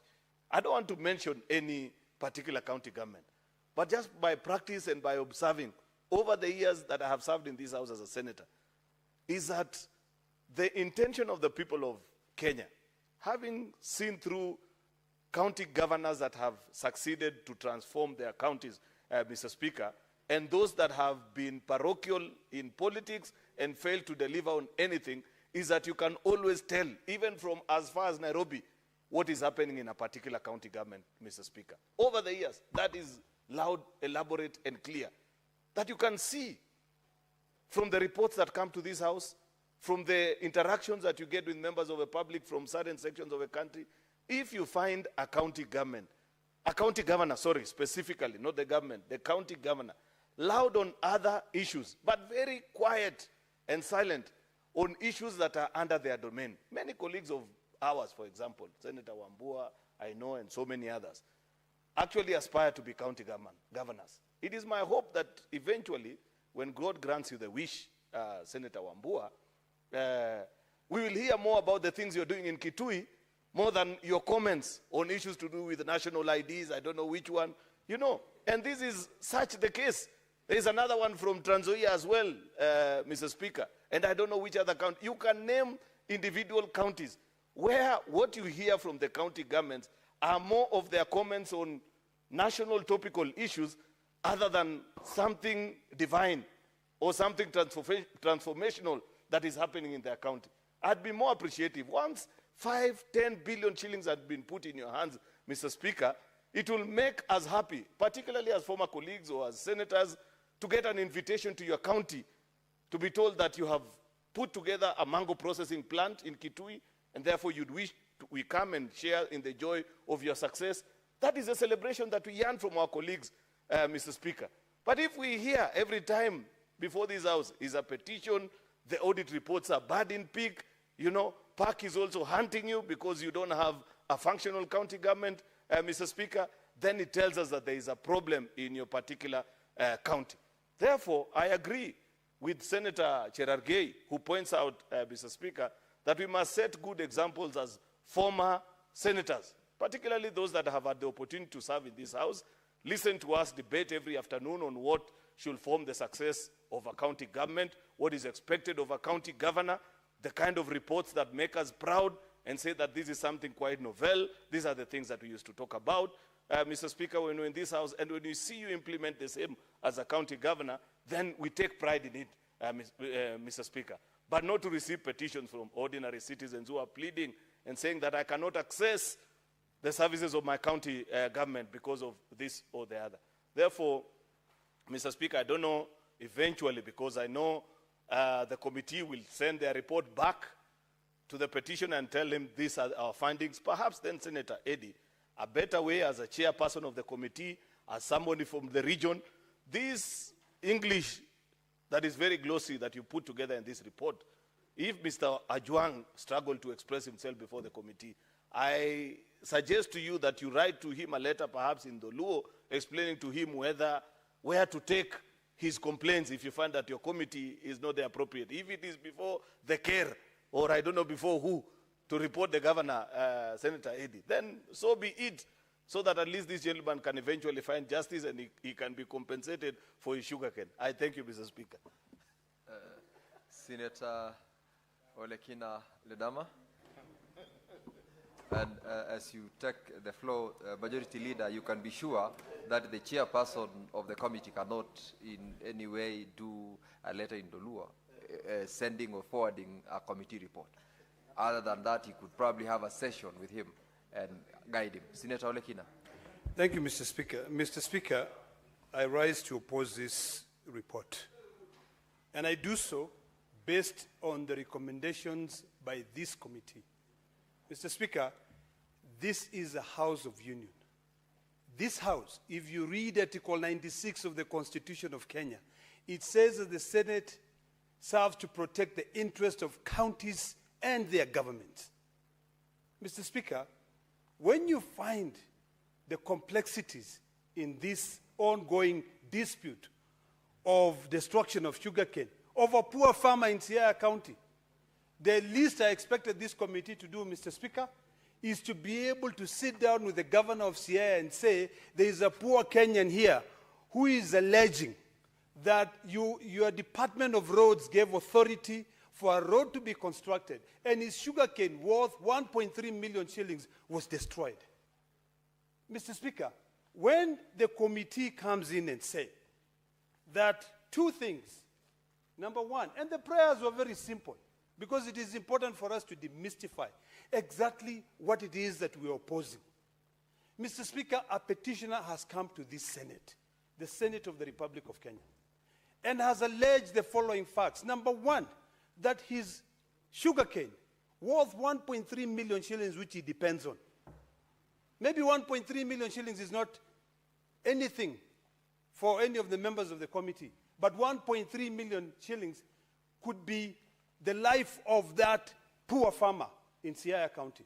When he comes in and alleges that the county roads contracted, came in and they destroyed my sugarcane. They constructed a road. Now, there's an issue of facts here. Number one, was there a road which was constructed there?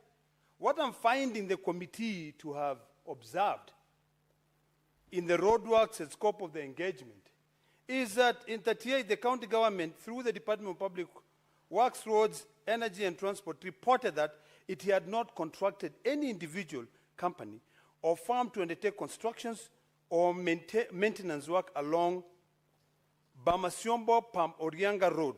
Further, the department clarified that no county-owned road maintenance machinery or personnel had been deployed to carry out any roadworks in the said area. If the citizen of Sierra County has come and said the Ministry of Roads of Sierra County destroyed my property, and the county government is saying, oh, this is what the argument of the county government is. The county government is saying that there was no procurement, It argued that there was no lawful basis for the claim due to lack of formal procurement processes and contracts.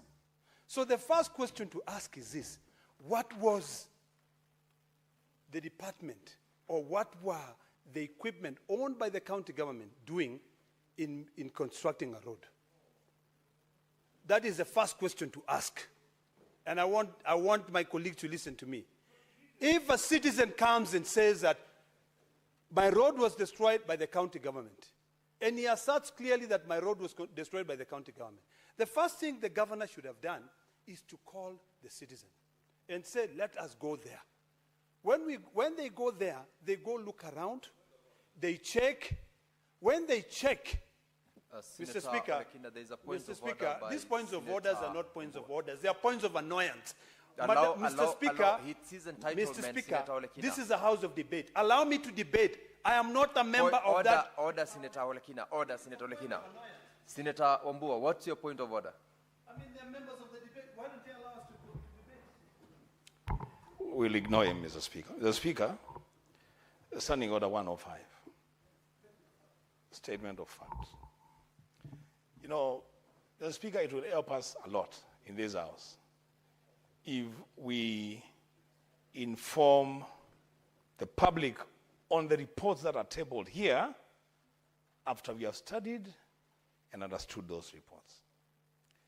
I don't know why my colleague is so annoyed with us raising a point of order, because he is misleading the House, is misleading the public. Mr. Speaker, there were no county government trucks working on any road. The contract that the petitioner entered into was not between himself and the county government. It was between himself and the person that had been given a contract by the county government. The contractor who won the contract admitted liability, Mr. Speaker. Mr. Speaker, he admitted liability. The initial settlement was between the contractor and the petitioner. At the time that the committee was considering this report, this matter was being adjudicated through a court of law. Mr. Speaker, you know, if members can read the Senator report. Omua, you've made your point. Thank Senator Lekina, you refrain yourself out of order to the extent of those facts by Senator Wambua, and you continue debating, but refrain yourself from making reference to matters of facts which have now been cleared by Senator Wambua, who is a member of the committee. That is the directive of the chair, and I will allow you to continue on the basis of that directive. Mr. Speaker, this is a house of debate.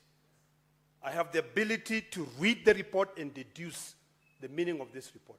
And if I do not agree with this report, I do so. I say so knowing exactly what I'm saying. Allow me to debate. You can debate your points to support the report or not to support the report. But as far as I'm concerned, based on the report that I've read, I completely disagree with it. Because if you read the report, Olekina. if the committee Senator members Olekina. would listen to me. Order, Senator Lekina. Order, Senator Lekina. You have not been denied the right to debate. That is your entitlement. I am directing that debate. Order, Senator. Order, Senator Lekina. I'll throw you out if you continue along that line. Continue debating within the context of matters of facts as has been laid out by Senator Wambua. If you don't want to do that, I will, Mr. Speaker, find you out of order and I'll Mr. throw you Speaker, out. I shall not be guided on how to debate. I will debate based on what I deduce from this report. I am not told to say A and I say A. If I believe it is B, it is B. Olekina, Allow me to debate. Senator It is Olekina. a point of debate. Senator Olekina, you're out of order. The chair has directed that you have your right to debate. You are not being directed on how to do it. Refrain yourself from making reference to matters of facts which have been cleared. If you cannot do that, then the chair will proceed. And I shall debate the way I want to debate, not the way I shall be directed to debate. That is my point here. I will read the report. Whatever I deduce from the report is what I'm going to debate. Number one, I have read point number 38. I'm debating on that. I'm responding to that. What I have said, Mr. Speaker, this House is guided by the rule of law. This House has been established to protect the interests of counties and their government. A Kenyan has a right to petition this county when they feel that they have been wronged. That is my point. Mr. Speaker, I am not a member of the Transport Committee. The members of the Transport Committee have a right to stand during the debate time and debate. And ultimately, we will go to vote. And those who supports the report will say yay. Those who oppose like me will say nay. These are simple rules of debates. So, Mr. Speaker, if my colleagues could hold their horses, because the truth can never be bended. The truth can always be straight. And allow me to debate based on what I'm deducing from their report. Their conclusion fact is as follows. Number one, and if you read what they're concluding, Mr. Speaker, and you even read the recommendation given by the Commission of Administrative Justice, it is contradicting what they're saying. So allow me to debate, hold your horses. If you don't agree with me, so be it. These are my 2 cents. Mr. Speaker, I repeat by saying that I completely disagree with this report. This House is established to be able to protect Kenyans. If a Kenyan feels that they have been wronged by anybody, we have the right to listen to them. This Kenyan has come to this House and has said, remember, Mr. Speaker, not every Kenyan is conversant with the dealings of a county government. If a Kenyan, and my good friend, the senator from Kitui, who I hope God will open the ways for him to become governor, when he said that, when he was opposing, with an annoying point of order, that the gentleman came and said that the county government had when he said that, this gentleman had a contract with a person who had been given a contract by the county government. It is public money which is being used to pay for that roadworks. What the Commission of Justice said, Mr. Speaker, and I'm going to read from their report. While engaging with the CAJ, the county was issued with two key determinations from the CAG. First, that the county government must conduct a comprehensive investigation into the incident, and second, that the detailed report be submitted to the Commission within 60 days. The report did not outline the findings of the investigation and indicate any action taken, particularly if it is established that a county officer authorized the use of a petitioner's land. Later, the county government requested the CAG to review its prior recommendation in light of the petition's failure to provide the required supporting documentation. However, the county acted upon the directive and conducted internal verification and confirmed that no authorized works were undertaken along Barsimo, Osimo, or Paporingo Road or adjacent to the parcel of land. Mr. Speaker, if you read that sentence clearly, there are two contradicting things. Number one, and I want to outline this one sentence. The report did not outline the findings of the investigation and indicate any action taken, particularly if it is established that the county officer authorized the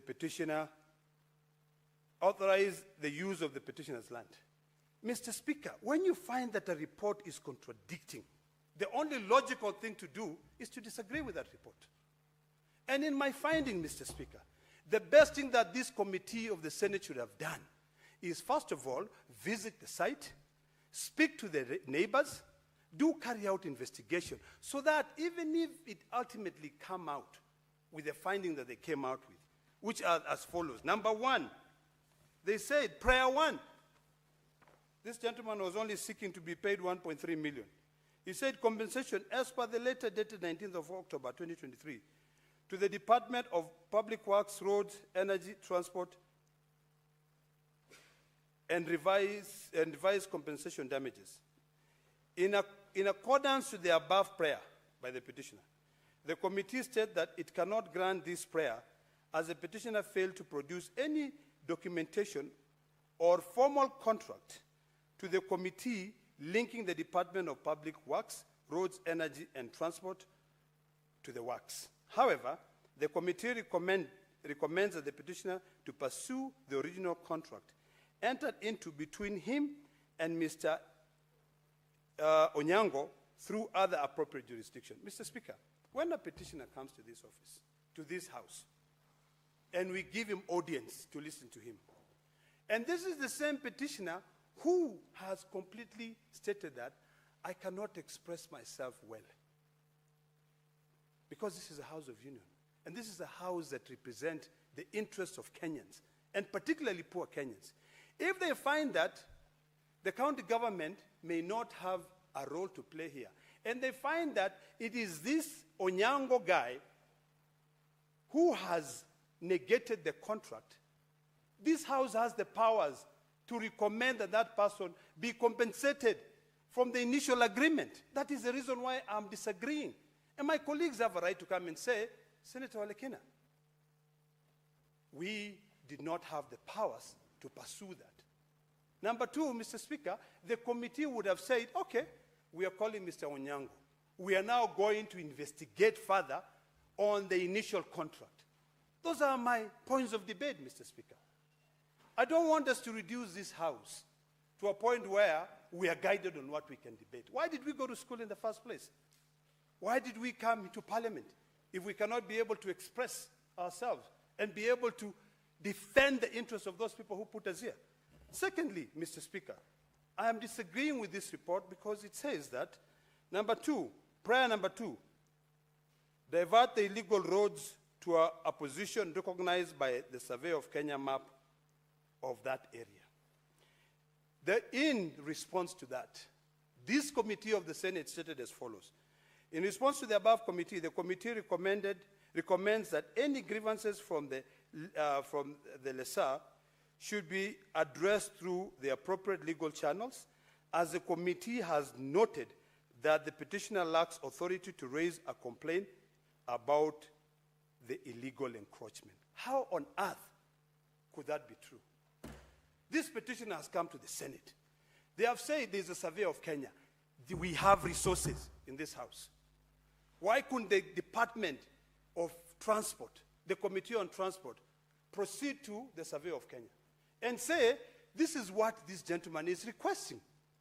He's requesting that this road be diverted based on the Survey of Kenya map. Why don't we have, and we have a resource team in this parliament, why don't we have the Survey of Kenya map so that we can say the petitioner is wrong? A petitioner cannot come to this house and we send them away. Why should they come to this parliament in the first place if we are sending them away? This is the reason why, Mr. Speaker, I completely disagree with this report. And I want my colleagues to listen to me. No Kenyan will ever come to parliament. If when they come to parliament, you don't pay attention, you don't go deeper and investigate the reason as to why this guy is aggrieved. No one will ever come here. Because they'll just come here and they'll know that you'll send them away. I have a lot of respect for my good friend, Senator Eddie, with this committee, because I know he's diligent. But when something is not right, I also cannot shy away from saying that this is wrong. In my finding, Mr. Speaker, and I am a ranking member in this House, I've been here, I've investigated matters in different committees. Nothing stopped this Senate from extending to every department, which the resource team, the Secretariat feel like there are issues to be dealt with here. Mr. Speaker, my point is very clear, and I want to end here. This report is shoddy. It is a summation of the real facts. The facts are stated, but I want to point out clearly that there is a lot of complexity in those matters. This ongoing dispute of encroachment of a citizen land by the Siaya County government should not just be read like it's just an easy thing, where the Senate now conclude by saying, look for justice elsewhere. Why did I waste my time here? Why did we in the Senate waste money to hold those committees? We get paid to attend those meetings. You know, Mr. Speaker. So, Mr. Speaker, because I don't want points of annoyance, I want to end by saying that I completely disagree with this report, and I wish that the Department of Transport can proceed. And I do not wish to be informed. Mr. The chair Speaker, has not even spoken.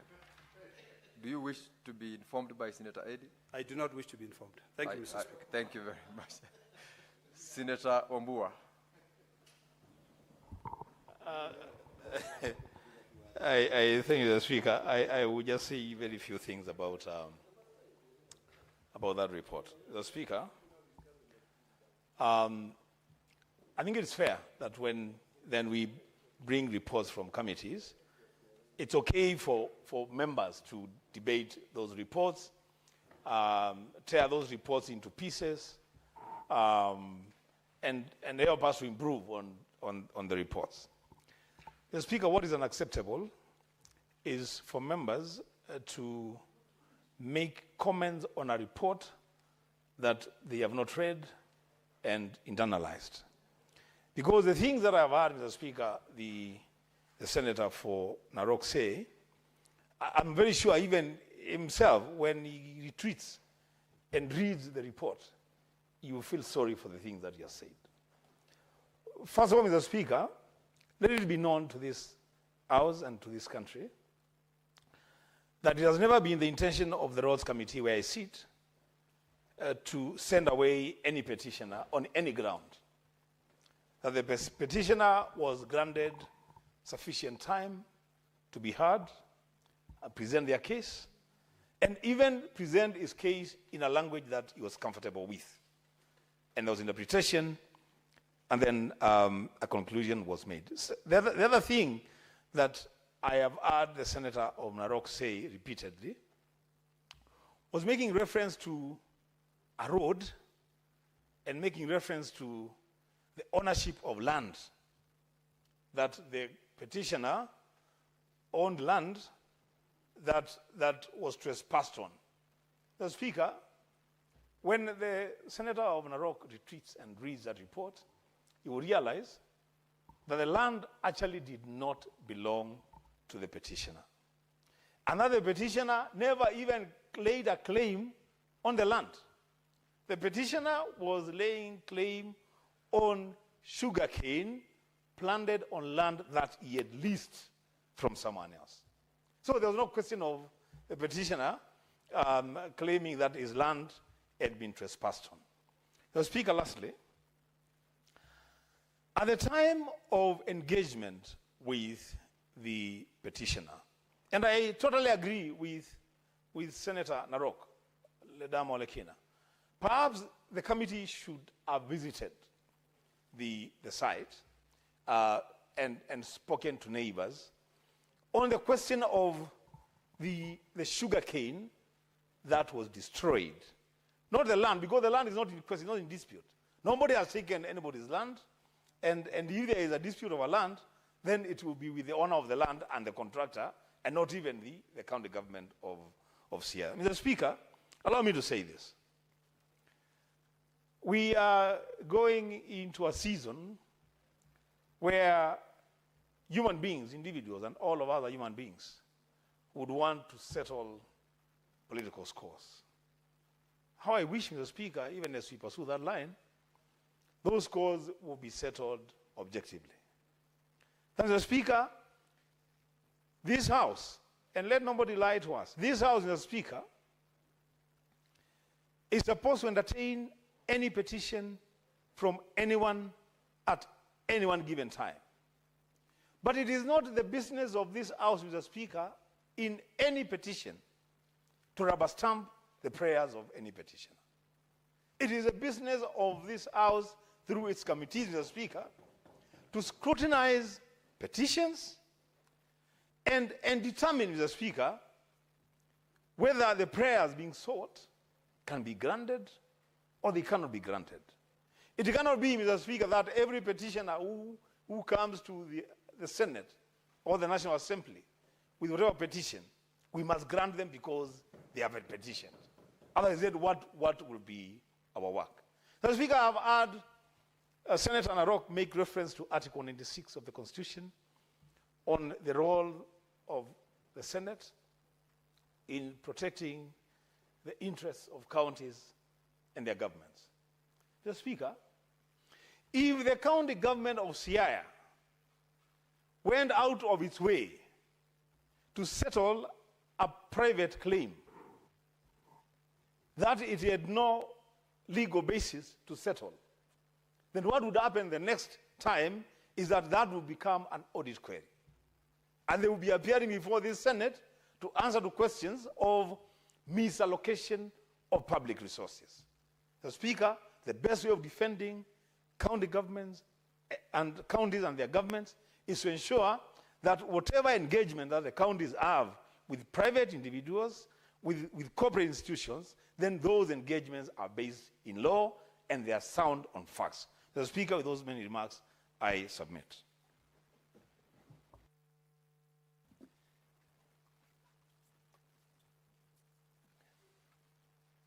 Senator Kinyua, your mic is blinking on and off. Do you want to contribute? Yes.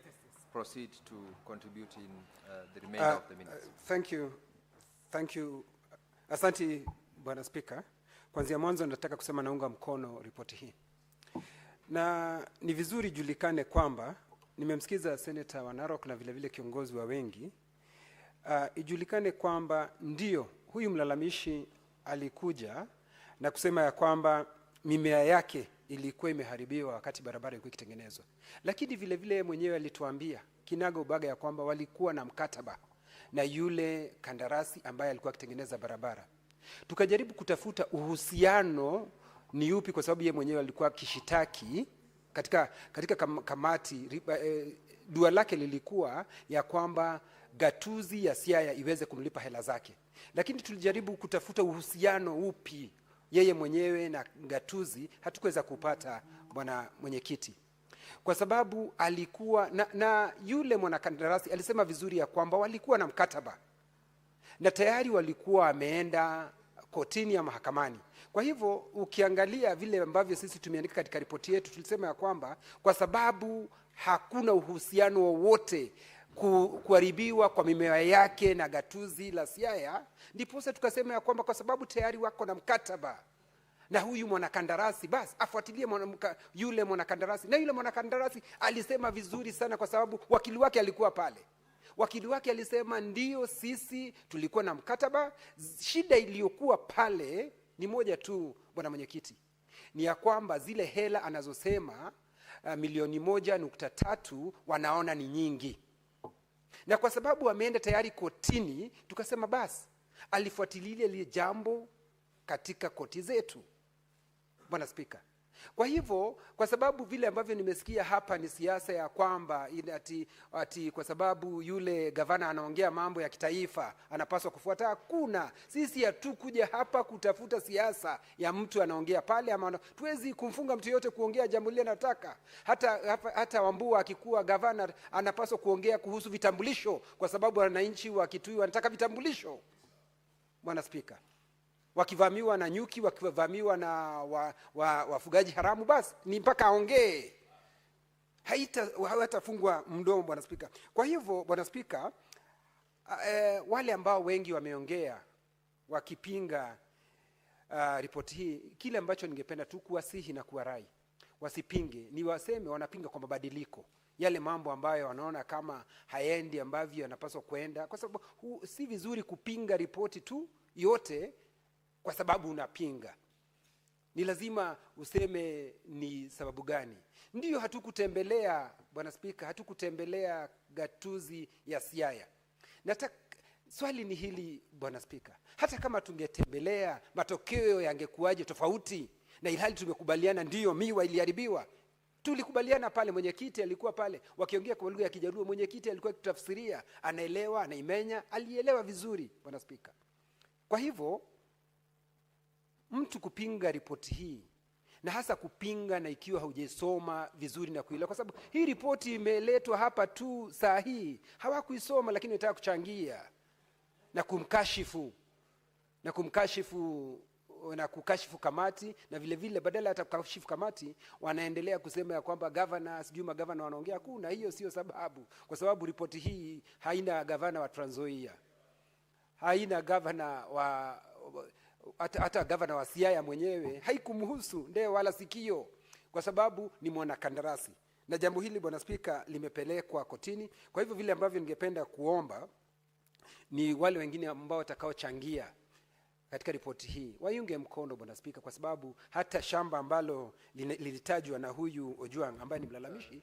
Senator Kinyua, you will hold your continued debate up to the next session. You still have got 16 minutes remaining to conclude on your contributions. Now, honorable senators, it's now 6:30 p.m. time to adjourn the Senate. The Senate therefore stands adjourned until tomorrow, Thursday, 20th November 2025 at 2:30 p.m. in the National Assembly chamber.